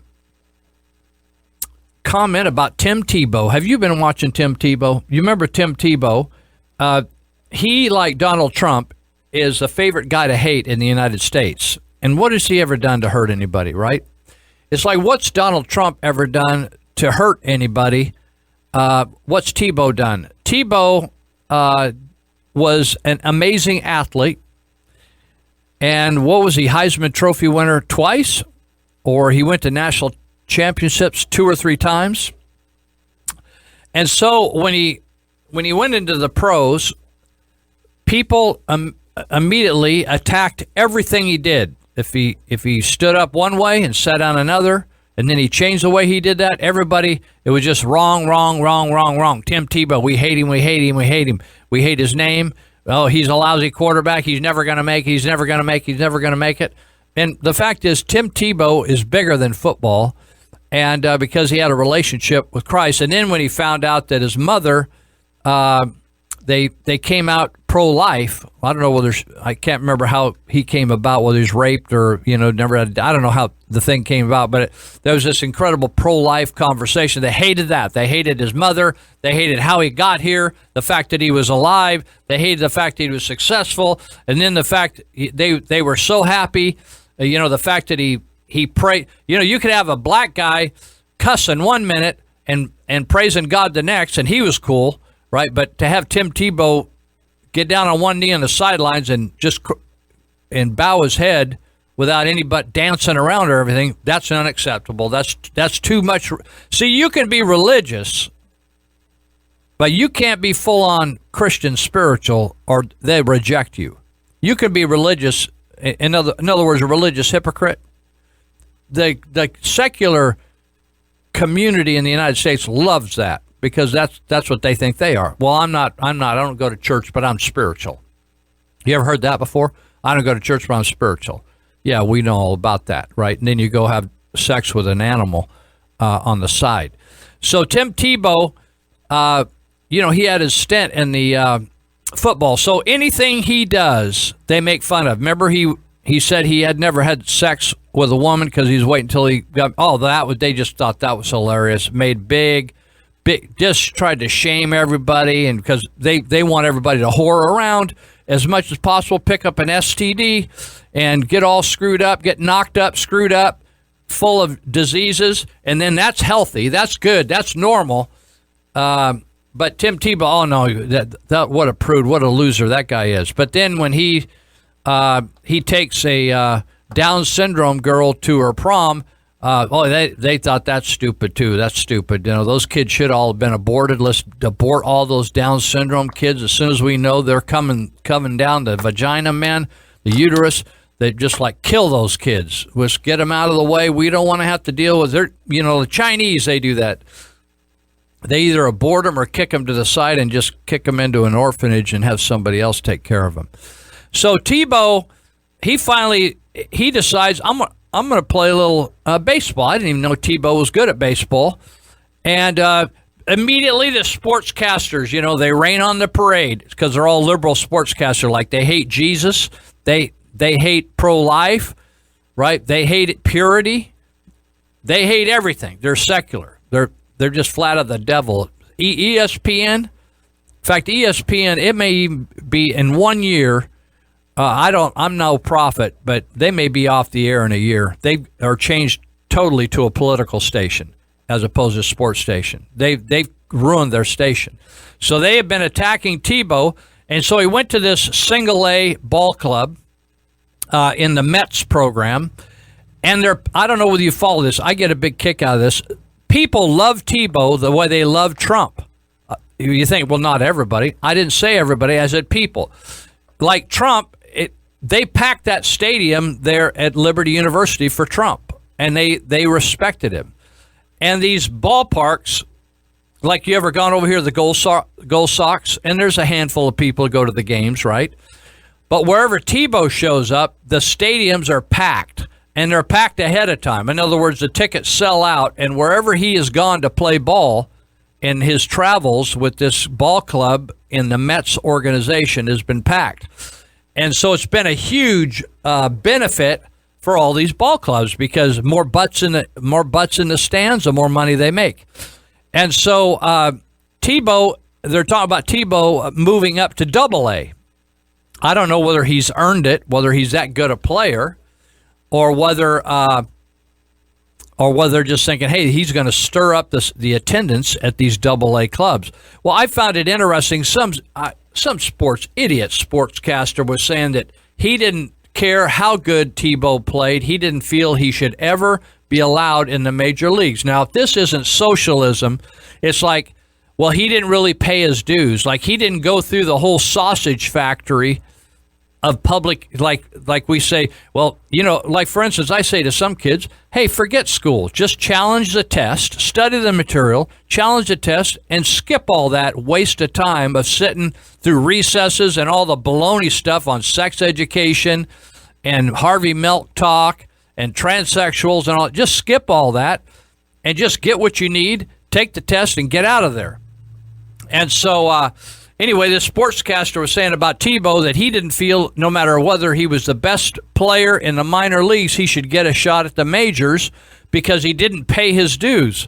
Well, it's like, hey, what's the difference? If you could walk on in a major league team and outperform, you know, that's just true socialism. It's just like it doesn't matter whether you can perform or not or how good you are. It's all about you have to jump through all the hoops of baloney in life in order to play. I thought, you know something, this socialism, this participation trophy crap has just filtered through the entire society that we're in. So anyway, watch Tim Tebow. I haven't seen him play or anything. I guess he's done fairly well. And but I am happy that he's doing well. I'm going to talk to you when we come back a little bit about Sutter County Airport and the Oroville Dam stuff. People say, oh, Lou, did you go to the meeting? I said, I don't need to go to the meeting. I know exactly what's going to be said. It's just BS. Okay, are we? Oh, we got 4 minutes. Come on, we're doing good. Hey, I want to talk about, let me just mention Oroville Dam stuff. This Oroville Dam is a fraud, the whole thing. Did you see they sent up whole panels of these Department of Resources people? Have you seen these people? All you have to do is drive around Marysville, during the day, and you'll see these Caltrans guys walking around town with their name tags around their neck, drinking lattes. Nobody's working very hard over there. They got almost 4,000 people that don't even need to be there. I think there's 20,000 Caltrans employees. Now, when you get to the Department of Water Resources, let me tell you what that's about. The state of California is not doing its job. They're just going through the motions. Why would they do their job? Nobody's holding them accountable. And Governor Brown, who's senile, the guy's he's off his rocker. I don't care whether he can give a speech or not. The guy's lost his mind.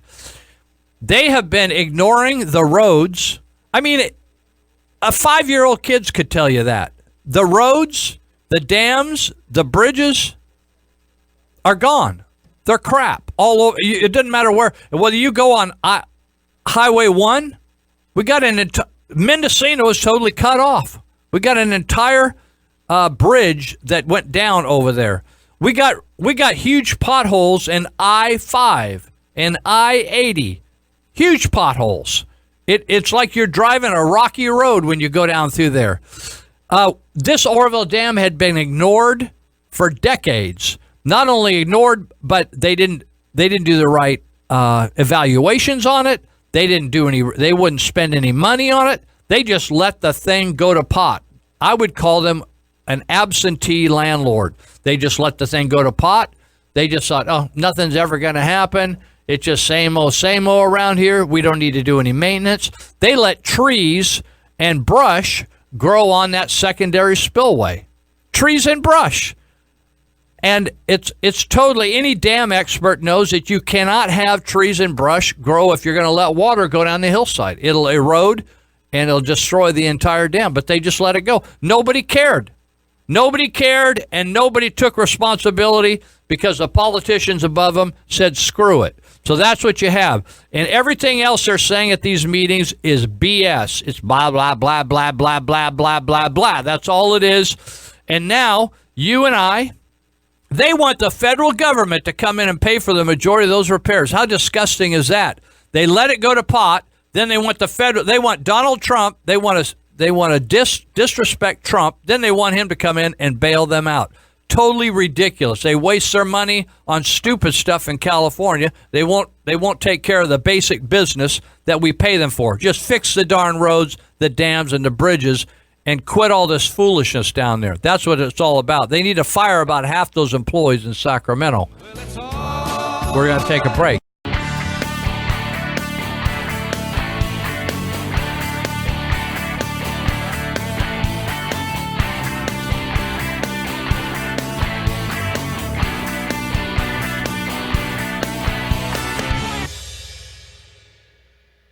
They use their media to assassinate real news. They use their schools to teach children that their president is another Hitler. They use their movie stars and singers and comedy shows and award shows to repeat their narrative over and over again. And then they use their ex-president to endorse the resistance, all to make them march, make them protest, make them scream racism and sexism and xenophobia and homophobia, to smash windows, burn cars, shut down interstates and airports, bully and terrorize the law-abiding, until the only option left is for the police to do their jobs and stop the madness. And when that happens, they'll use it as an excuse for their outrage. The only way we stop this, the only way we save our country and our freedom, is to fight this violence of lies with the clenched fist of truth. I'm the National Rifle Association of America, and I'm freedom's safest place. All right. We've been talking some about education today, and we've been talking about sports. And I was involved, of course. I was raised in this area, attended local schools, and I loved to play sports. Probably kept me out of jail. I got locked up a couple times. In fact, I don't know. I told you this last week. I had one of the new tip people that we were training this week. And I said, "Oh, where are you from? What'd you do?" She, "Oh, I was from, I was raised here." And she said, "I said, oh, your name's familiar." And she said, "Oh, yeah, maybe you knew my dad," and named as her dad. I said, "Yeah, he arrested me." I thought, a small world. I taught, or I coached some sports when my kids were small, and coached some soccer, which I knew nothing about. they tried to teach me the rules, but we didn't really have much knowledge of soccer when I grew up. But soccer was kind of coming on when I was a young parent. And so then I got hustled into coaching some basketball for Faith Christian. I remember one year when I started, they were only having basketball practice like a couple times a week. And I thought, well, we need to practice every night of the week. I was like, I want to win and everything. And people at Faith Christian, they didn't have that concept like, oh, we just thought, just like a couple times. I said, no, we're going to practice. If I'm a coach, I'm going to practice every night. And we'll just not practice when we have a game. And so one of the ladies, attractive lady, came to me and said, well, my son has piano lessons. And I said, oh, yeah, cool. I think learning an instrument's a great idea. That's great. I'm glad he's going to play piano. And she said, well, it conflicts with your basketball. And I said, well, that's okay. He can just go play piano then and skip basketball. Well, but she wanted him to be able to go play piano to the piano lessons and yet still be on the team. And I said, well, either we have to change the time of your lessons or he's not going to be able to team. And so she was angry and went on her way. And I think, when I played sports for Marysville High School, I played for 4 years, and my parents never did get involved in arguing or arm twisting.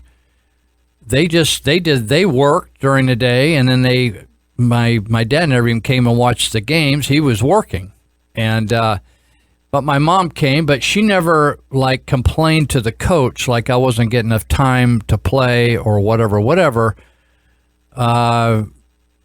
was just like, hey, that's something I did, and then they just kind of watched once in a while. But today things are different, aren't they? And so people they get all flared up about their kids playing and wanting them to get this and get that and get the other thing. And so I was troubled recently when I was told that some of the players at Yuba City High School believe that if their mom has sex with the coach, that will get them in. I thought, oh, now that's a new thought right there. I never thought of that. By getting more playing time, if my mom would just go down for the coach, then I could maybe make first string. Most kids back in the day, I was having a talk with a guy that played sports with me back in the day, and I said, you remember any of those? I never had a discussion like such a thing. It was just like everybody worked really hard at practice and tried to become first string, and it was very competitive, and so it caused everybody to work real hard, but nobody thought that maybe if their mom had sex with a coach, that would help their chances. But I thought, no, I should have thought about that maybe. But maybe we were, even though we weren't Christian kids, we were thinking about more Christian thoughts than the Christians are today. I don't know. It's kind of crazy. But I thought, how disappointing, when I hear about coaches, because I think coaches have such a huge opportunity to influence kids, and teachers have such a huge opportunity to influence kids, and yet they don't have the moral backbone to know where they're going. So how can you, it's like a person once said, if you think you're a leader and no one's following, then you just are out for a walk. And so often we put people into places of influence, like we'll put a teacher who's got a certificate and have passed all the exams, but they're a horrible teacher. They're really not called to teach, but they made it through all the system, so out they come and they're a boring teacher. Same way with a coach. You have a coach, he knows how to play baseball or basketball, but he's a horrible character. He's filthy-mouthed. He sleeps with everybody, right?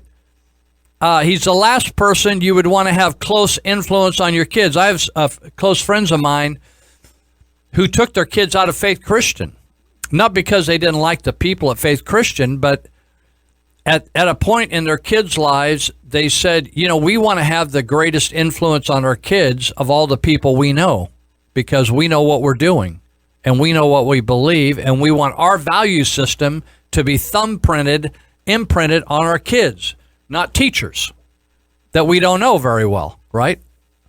So they took more personal responsibility in the final years of their kids' education. And so it's interesting to me when, like, I remember one of the detectives for the police department, they arrested a guy that worked for, I think, River Valley for doing some kind of weird sexual stuff in the classroom with some gal, some student or former student. I just think, what in the world? Now, Texas, I just read an amazing article that Texas now, let me see where this is. It's the state of Texas is great. Have you noticed, like when we started this show about 5 years ago, I was so taken up with how many teachers were having sex with their kids or coaches having sex with their kids that I started reporting on every case of it. But it's literally an epidemic. And so the members of the Texas House of Representatives unanimously, this is amazing, unanimously, that's how different Texas is, passed a bill last Tuesday, to crack down on the state's epidemic of teacher-student sexual misconduct. 146-0. They passed Senate Bill 7, authored by Paul Bettencourt from Houston. The bill sailed through the Senate. That was the House of Representatives, their assembly. And then through the Senate, it went through also unanimous, 31-0. But I'm telling you, this is intense. It imposes harsh consequences on wayward educators and on the school administrators who ignore the problem. Now, it doesn't say anything about having sex with the kid's mom. Educator misconduct is a statewide plague, et cetera, Anyway, they go on to say, SB 7 mandates the automatic revocation of a teacher's license when the educator receives deferred adjudication or must register as a sex offender for this behavior. It also holds principals and superintendents to account with fines and jail time when they look the other way and purposely fail to report teacher wanton misdeeds to the Texas Education Agency, or TEA. Even an administrator's unintentional failure to report sexual misconduct results in $500 fine. Now, when the counselor at not Mary Kovalod, but Kynoch School in Marysville, a counselor finally was caught or uncovered molesting boys. This Kynoch is K through 5. I think there were 10 to 20 boys that he was molesting, fondling. And they prosecuted him. He ended up going to prison, still in there today. I have met some of those boys because I met them in juvenile hall as they were freaking out. They were freaking out because of what had happened to them. In fact, I ran into one the other day who just got out of prison, and I ran into him at AJ's sandwich shop. I was in there grabbing something to eat across from the jail, and he walked in there to get a sandwich, and it was like we got reacquainted, but I know him because he admitted to me that he had been molested by this school counselor. And there was some thinking that the Marysville Joint Unified School System knew something about this guy, and they didn't do anything about it. Now, this bill gets after that, although $500 is not enough for me. SB 7 criminalizes when an educator becomes romantic, also criminalizes, this is above having sex, but just when an educator becomes romantically involved with a student under 18 years of age, regardless of what school district the teacher works or where a student attends classes. In other words, if they attended different schools, but they just become romantically involved, that's going to be an offense. It never has been before. So you could be a teacher and not be teaching that kid, but be going to another school, teaching another school. Anyway, up until this point, that was not an offense. They say crimes against children are an unbearable evil, said Matt Rinaldi, who represents Irving, Texas. Now, in California, that is not, they don't believe that in our legislature. I want to say this, that our legislature does not believe that crimes against children are an unbearable evil. Some of them believe that it's okay. Now, it may be still against the law, but they want to change it. And that's why they're wanting you on May 22nd to honor Harvey Milk. And Randy Thomason, who is a lobbyist and started SaveCalifornia.com, he's asking people throughout the state of California to hold your kids home that day on May 22nd and go do something fun with your kids or go do something educational with your kids, but don't send them to school because that day is going to honor a pedophile. But in Texas, this is why people are moving to Texas because they look at things different down there. Rinaldi, his amendment calls for revoking. This is an amendment to the law that I just read you about punishing teachers. But now he wants to add an amendment that calls to revoke a teacher's pension if they're convicted of having an improper relationship with a student. In an amendment of this, and then there's an amendment of this amendment by a guy named Gary Van Dever from New Boston, Texas, where they want to leave it up to the judge's discretion if the convicted educator's pension should be released to a spouse. In other words, now I always thought that if a government official in California got convicted of a felony while doing his job, he could lose his pension. But I had an investigator for Sutter County District Attorney's Office tell me that you can never lose your California pension. If you get if you're in line for a government pension in California, you can slice the throat of somebody and you can still get your government pension. Now, if somebody can prove me wrong on that, I'm open for it. I don't think they should get a government pension if they rip off the public like Carl Adams. If they would have acted on him, but the county was too corrupt to go after Carl Adams, I don't think he should have got his pension. But that may not be the rules. There's also a companion bill by a guy named Tony Dale to close the loopholes and even stiffen prosecution measures for educators who engage improperly with students. There's two other amendments. In other words, they're going after this, folks. And they're going after putting people in jail, taking their licenses to teach, and taking their pensions from them for fussing around.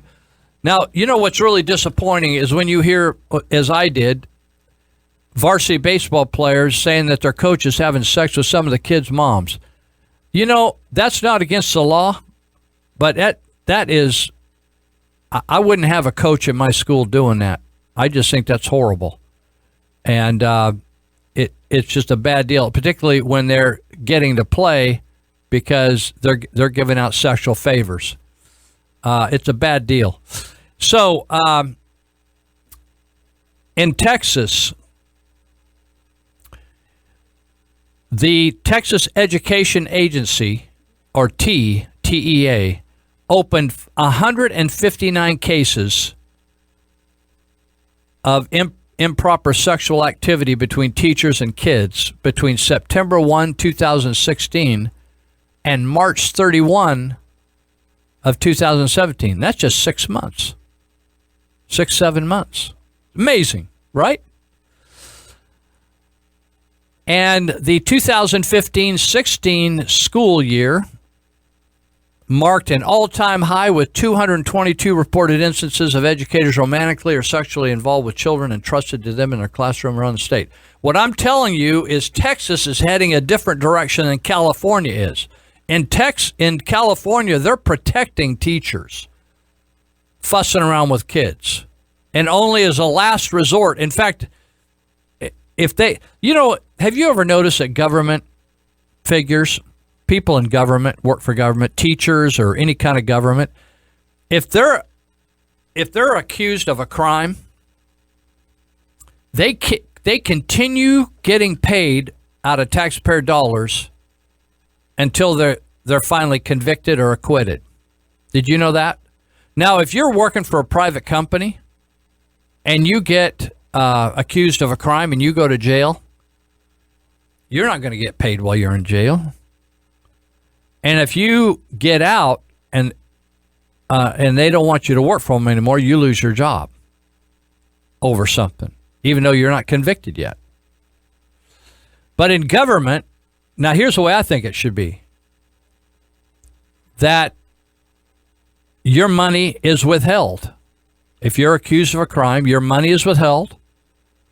And if you're acquitted, then you get all your money in one chunk. Now, if you say, why don't you just pay it up front with them? Because they won't pay you back. If they're found guilty, they will not pay you back. So to me, if people are taken out of work and given a leave of absence, they should not get paid. And when they're convicted, then they don't get their money. If they're acquitted, then they can get their back pay. That's interesting. I don't know how this Mark Heath, who was working under Yuba County Sheriff's Department, but working for Net 5, the narcotics people, he got arrested in Pennsylvania hauling, I think, a couple 100 pounds of marijuana, had cash, and was packing a weapon. And he just got convicted. Now, I don't know whether I assume he's been getting paid the whole time. Now, in other words, he got paid all these months for not doing anything. And he isn't going to pay that money back. It's a total ripoff on the public. And you know why we got that? Because politicians are bought off by unions. And so unions get what they want. And politicians get what they want. What do they want? They want to have their personal needs met. Union guys taking $1,000. I want you to think of how many I'm going to look it up and see how many teachers there are in the state of California. When you multiply the thousands and thousands of teachers in the state of California times $1,000, you talk about one of the most powerful unions, not only in California, definitely in California, but in the United States. No wonder they get what they want, because they, just like a prostitute and a hooker, they pay these people off and take care of them. And then they get what they want when they have any needs, these teachers. They just go before these politicians and these unions and they get what they want. So they can get accused of something and they can be fighting it for a year and get a full year's salary, then get convicted, leave the profession, but had a year's vacation. Think about that. Now, that's true throughout government. It's a total ripoff. Now, I just read this I brought this up last week. Veterans Administration audit in L.A., they found 100 veterans, at least 100 veterans, died while waiting for care at the VA Greater Los Angeles Healthcare System facility from October 2014 through August 2015. To me, if they want to keep some of these veterans hospital facilities open, if it works, fine. I think that every veteran that is eligible for care through the federal government should be given a voucher, and they should be able to go wherever they want. In fact, I was just seeing on Facebook, somebody said that they'd worked all their, they're coming to retirement years. They'd worked all these years, and they had insurance, and the insurance was Kaiser, through Kaiser. And now through Medicare, they're not going to be able to use their same insurance company. So either they have to move to be near in another area because they live in Yuba City. So Medicare wants them to be able, they're going to tell them, you remember this Obama thing? You can keep your doctor, you can keep your insurance, both 100% total lie. They knew it going in. They just take advantage of your stupidity, right? And so this whole thing with the union thing is just a total ripoff, and but that's the way it's going right now. And until there's an overthrow and a sickness, people get sick of this whole thing.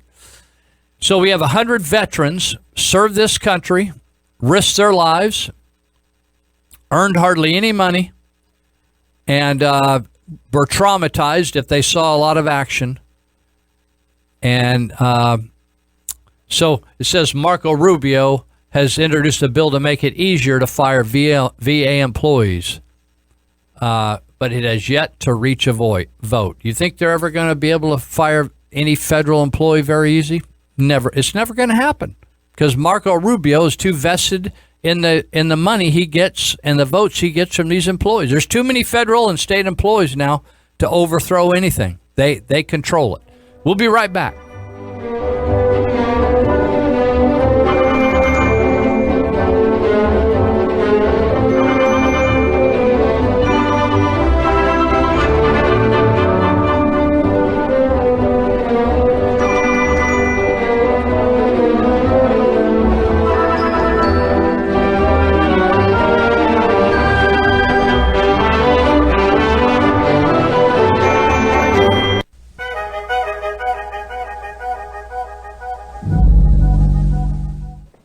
God, I actually pity those poor bastards we're going up against. By God, I do.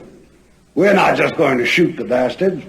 We're going to cut out their living guts and use them to grease the treads of our tanks. We're going to murder those lousy Hun bastards by the bushel. I don't want to get any messages saying that we are holding our position. We're not holding anything. Let the Hun do that. We are advancing constantly, and we're not interested in holding on to anything except the enemy. We're going to hold on to him by the nose, and we're going to kick him in the ass. We're going to kick the hell out of him all the time, and we're going to go through him like crap through a goose. I'm pleased and proud to have been privileged to fight by the side of General George Patton.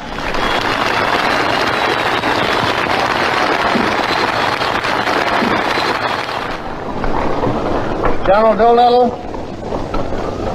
soldiers, ladies and gentlemen, coming over here, there was a very great lesson. In the first 4 hours, we passed over a destroyed land, utterly destroyed. You who have not seen it do not know what hell looks like from the top. That's what Germany looks like. That's what Austria looks like. That's what any place that the 8th Air Force and the 3rd Army worked on looks like.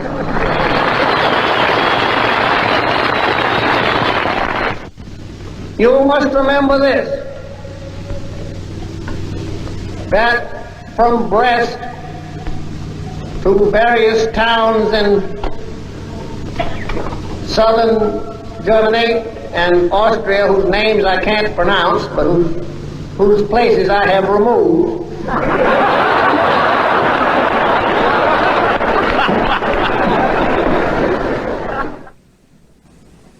The Nazis are the enemy.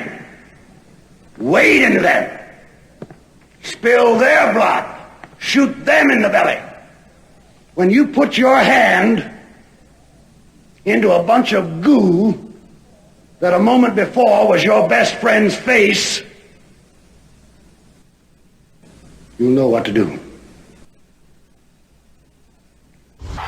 It's no fun to say to men that you love, go out and get killed. And we've had to say it. And by God, they have gone. And they have won.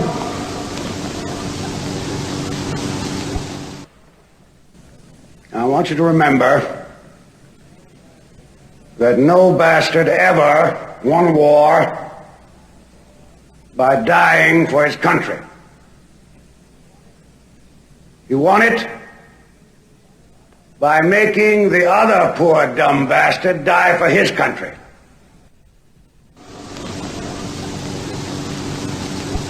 But I want you to remember that the sacrifice that these men have made must not be in vain. This war, as I said, is only half won. All right, now you sons of bitches, you know how I feel.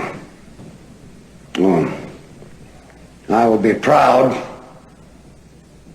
to lead you wonderful guys into battle anytime, anywhere. That's all. It's no fun to say to men that you love, go out and get killed. And we've had to say it.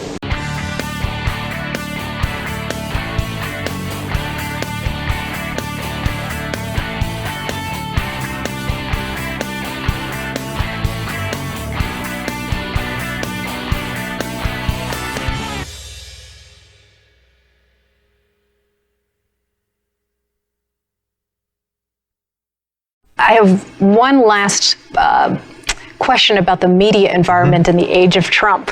I have one message for these people, and I hope I don't get emotional here, but this is the truth.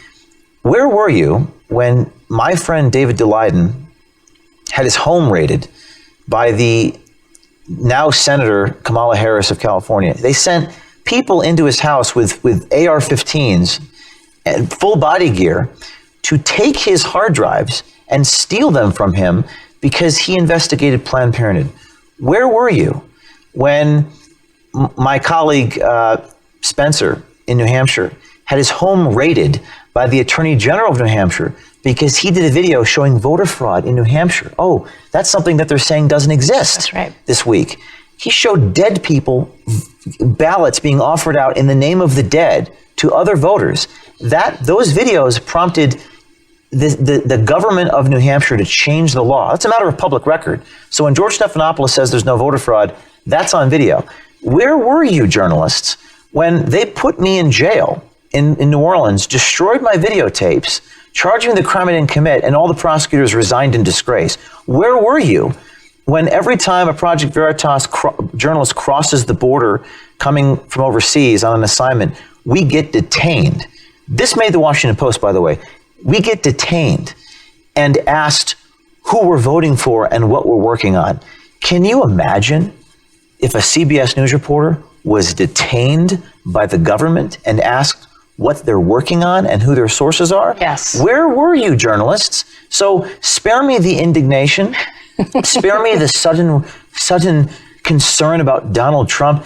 They're not journalists. Yes. We are the journalists. Yes. We're the ones who speak truth to power. They're the ones who coddle with power for 8 years simply because they agreed with that power. Well, good morning. I hope you're having a good day.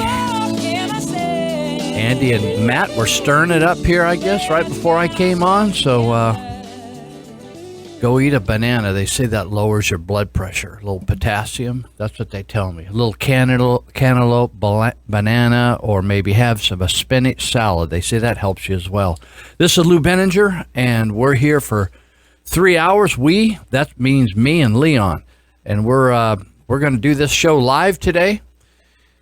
And if you just woke up out there in Linden Olivehurst and you're just starting to get to sleep, and somehow you've been tweaking all night, and now you're just thinking, I need some sleep, but somehow the radio came on, and you're wondering, who is that guy? Well, we're out here in the rough part of Linda, out in East Linda, and we're at Mount Huth. And when I climbed up Mount Huth today, I remembered one day FBI had interviewed Tamerlan Tsarnaev, one of the brothers that bombed the marathon. They interviewed him before the thing, but they let him go. And the Russians, who now the Democrats are so freaked out about, the Russians sent the Obama administration a second warning.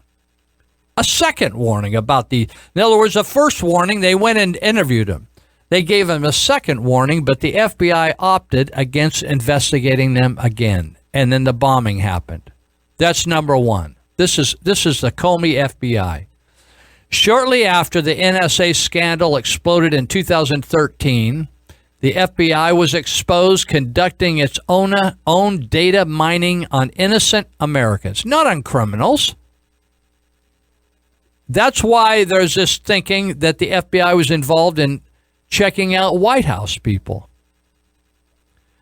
The FBI agency retains that material on innocent Americans for decades, even though no wrongdoing is found. That's number two. Number three, You remember Nidal Hassan, the psychiatrist at Fort Hood? The FBI had possession of emails by Nidal Hassan saying he wanted to kill his fellow soldiers to protect the Taliban. Now, I don't know how much I got investigated, and they never even produced a letter that I sent or somebody sent. They said somebody sent a letter or I sent a letter saying I wanted to kill Obama. I didn't send anything of the kind, and I wouldn't, even if I didn't like the guy, which I didn't. But the point is, they investigated me. The Secret Service came to my house. We got emails, actual emails from Nidal Hassan saying he wanted to kill his fellow soldiers to protect the Taliban, but the FBI did nothing. They did nothing. 31 Americans died at Fort Hood. During the Obama administration, number 4, the FBI claimed that two private jets were being used primarily for counterterrorism. You know something? You know what they're used for? To fly Eric Holder and Robert Mueller, who was FBI leader at that time. They were using those jets for private travel. Had nothing to do with counterterrorism.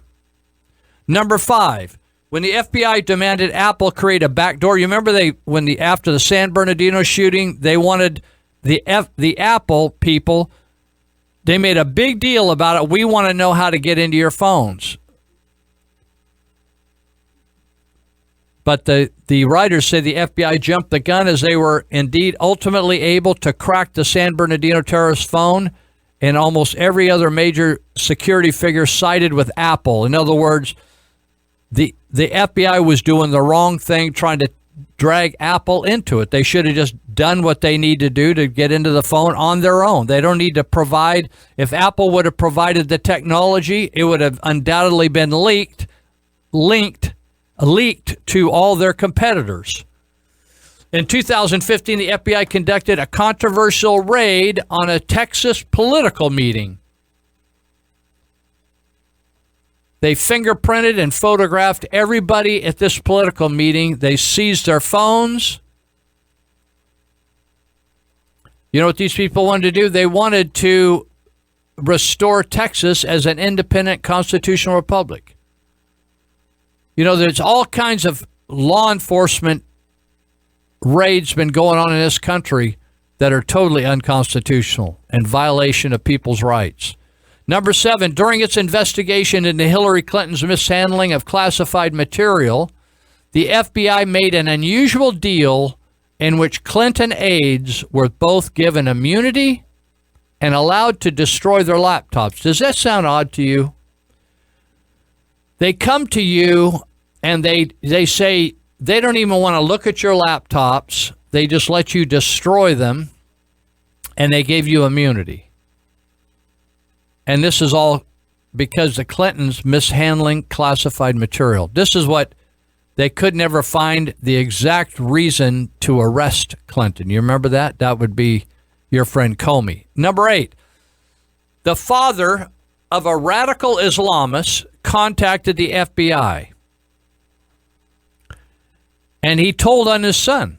He said, my son has been radicalized and he's going to do something bad. And so they interviewed Ahmad Khan Rahami.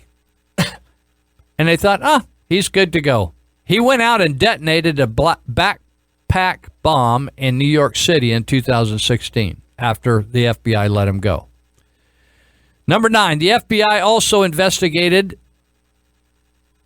ahead of time the terrorists who then went and killed 49 people and wounded 53 at the Pulse nightclub in Orlando, Florida, primarily frequented by homosexuals. The FBI had already been clued into this guy. Despite more than a 10-month investigation of Omar Mateen, during which Mateen admitted lying to agents, the FBI opted against pressing further and closed the case. And finally, these top 10 controversies under Comey. CBS recently reported that when 2 terrorists sought to kill Americans attending remember the Garland, Texas event where they were going to draw cartoons of Muhammad, the Draw Muhammad event in Garland, Texas.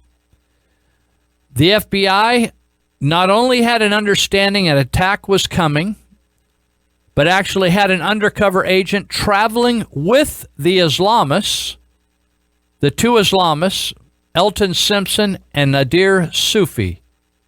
They had an agent with them. Now, this is still a mystery. The FBI has refused to comment on why the agent on the scene did not intervene during the attack. In other words, he was there. These guys came in to kill people, but the police in Garland, Texas, ended up killing them first. Now, you talk about some screwy stuff for supposedly the top law enforcement agency in the United States. Comey was a troubled guy, and he was grandstanding. If you didn't catch when he was being given testimony before Congress, cops don't do what he did. He started talking like the prosecutor, like, well, we didn't find any evidence. You know, cops are just supposed to get the evidence and turn it over to the attorney, right? The district attorney or the attorney general. They work under the attorney. They are not the attorney general. They are not an attorney. They are FBI agents, and they're cops. They are supposed to get the evidence, present the case, and then the rest of them prosecute the case or come up with the fact of whether we're going to prosecute this or not. You don't have a cop telling everybody whether or not they feel the person should be prosecuted or not. That's ridiculous. This whole uproar is just typical media and Democrats trying to find anything they can to make a constant fiasco about the Trump presidency. It's a total ripoff. All right. Let me talk a little bit about Sutter County Airport. You know, I remember my parents had friends. They were actually a relative. The one guy, he was a plumber in town, worked for Frank Booth Plumbing, but his wife worked for, I think she was the clerk, the county clerk for Yuba County. And I was always admired her because I thought, wow, that's quite a job getting to work for the government. And she was a really fine woman. And so I've always been fascinated by the fact as we just can't seem to have government without having more government. So we hired this homeless czar recently. We just got to fix everything with government. And I think as a taxpayer, at least my feeling is, I just wish people would do their job in government, right?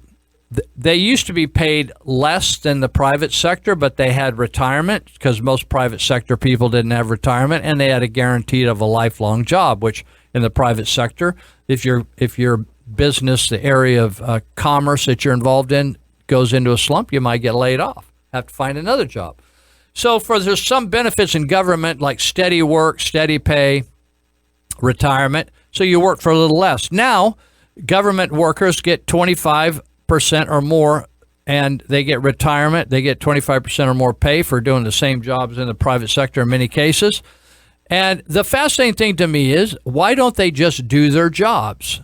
And so the Sutter County Airport thing we've been talking about, I wrote an article in the Territorial Dispatch, that all of a sudden through this little uproar of the Twin Cities Rod and Gun Club can't seem to get a lease for their shooting range, which they've been down there for decades.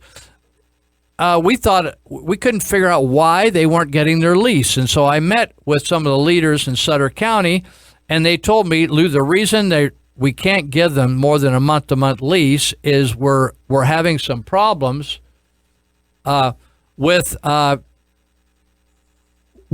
FAA, or Federal Aviation Administration.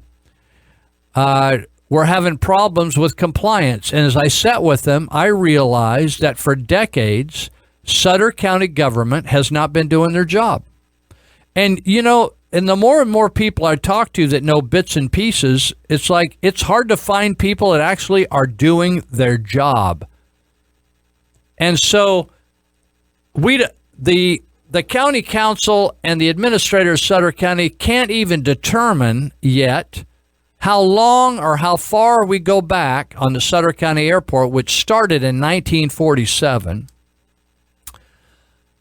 where the supervisors decided, or in their ignorance, did not follow Federal Aviation Administration rules. So they, just like you, if you're going to build a house or change something about your property, you submit plans to the building inspector or the county, city or county, and they keep them on file forever. Amen. When you start an airport, you submit a plot plan to the Federal Aviation Agency, and they keep that on file, and they give you regulations on how to operate thereby. And so you submit plans to them to get their approval. And so over the years, these many years, decade after decade after decade, buildings have been put up and ball fields built and shooting galleries built, shooting ranges built. And I'm not sure whether certain rules were followed and others, like, did they ever submit an application to do those, or they just built them and went on their way? But one of the things that wasn't done is when you take a piece of property that's in the plot map of the airport and you put up a building on it, and that building is supposed to pay fair rent, fair market rent to the airport fund. That was never done for all these many years. And you have numerous buildings, Sutter County buildings down there. You have welfare, you have general services, you have public works, you have the agricultural department. All these buildings are on airport property, and yet none of them have paid rent to the airport fund. Some people believe that if you added up all the rent that was not paid, it would be hundreds of millions of dollars. That means instead of going out and buying property and putting up a government building, they just thought, well, we own that property, so let's just put it up over there. And it isn't going to cost us a nickel, right? But the FAA says, no, you should, every use that's on airport property, they should have been contributing to the airport fund. Now, the Twin Cities Rod and Gun Club, I was told, is paying $10 a year. That's very nice of them to help this nonprofit group that's helping people learn gun safety, how to fire a gun, do it safely, and to get a license for a concealed carry permit. But the fact is, they really didn't have a right to have that small of a rent if they were following FAA rules. But they weren't. They just ignored them. And so now the government of Sutter County is going to have to going back with the FAA and they're paying a firm $52,000, an appraisal firm, to appraise all these little parcels that have been cut and chopped off this airport plot map and now being used for other uses. And then they'll have to, based on the appraisals, determine what the fair market rent is that the welfare department and all these departments will have to pay into the airport fund. You know, it was just 2012 when the supervisors said, let's close the airport because we are losing money. We have to put general fund money into that airport. We don't want to do that anymore. And so pilots came to the county and said, listen, let us run the airport. We'll cut the grass. We'll maintain the cracks in the concrete and all that kind of stuff. We'll do the maintenance. And so they took it over. But isn't it fascinating have you ever noticed how government, there's no wiggle room for you? Like if you don't get a permit, they fine you. You start a little job around your house and the building guy stops by and says, hey, you need a permit for that. You need this for that, or you run a red light camera, or you do this or that, or You get fined because you did this or that. You like washed off your sidewalk when you're not supposed to wash off your sidewalk. You're supposed to get a blower and blow off your sidewalk or sweep your sidewalk. And isn't it interesting how exacting government is on you? Like, oh, well, it's now illegal. How about this? It's now illegal to allow the cheerleaders at the local school raise money and go out and work hard and wash cars all weekend to raise money to go back to some cheerleading competition. It's illegal to do that because we're concerned about water quality if it runs into the gutter or something like that, right?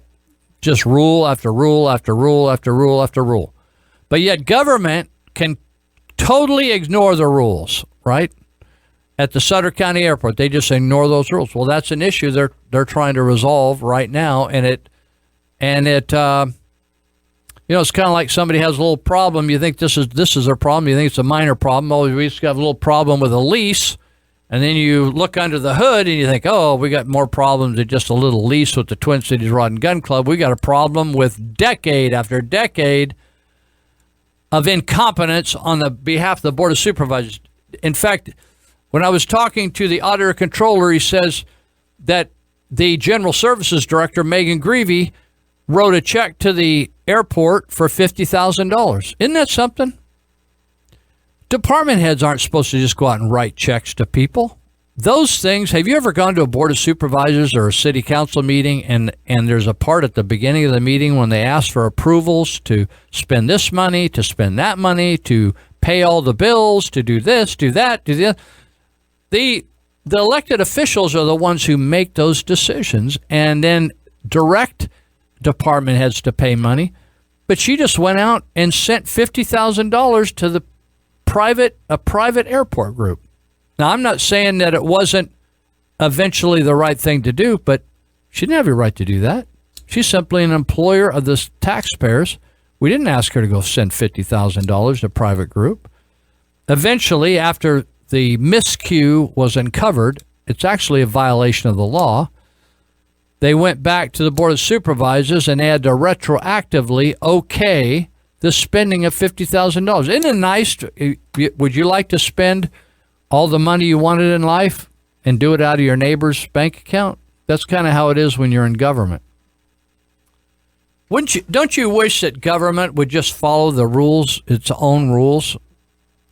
This is what happens when you go for years and disrespect the auditor controller and try to arrest him and bring up false charges against him and harass him and have him end up paying almost $400,000 in legal fees while the rest of the departments feel they can do whatever they want and they don't have to obey any kind of rules or regulations. When the auditor controller is the one, he's like the financial cop in the county, independently elected to manage and look over the shoulder. Are we managing the people's funds properly and judiciously? But when you hamper the auditor controller and everybody does what's right in their own eyes, as they say, the mice will play as the cat's away. So that's what's going on with the Sutter County Airport. The other thing I wrote, you can read this an article as well in the Territorial Dispatch this week about 14 Forward, government's fiasco of trying to address homelessness. Leon says it doesn't matter whether I like it or not. The party's over. So we'll see you next week. Bob Day, I think, is outside this door. You're actually going to get live Bob today. Thanks for listening.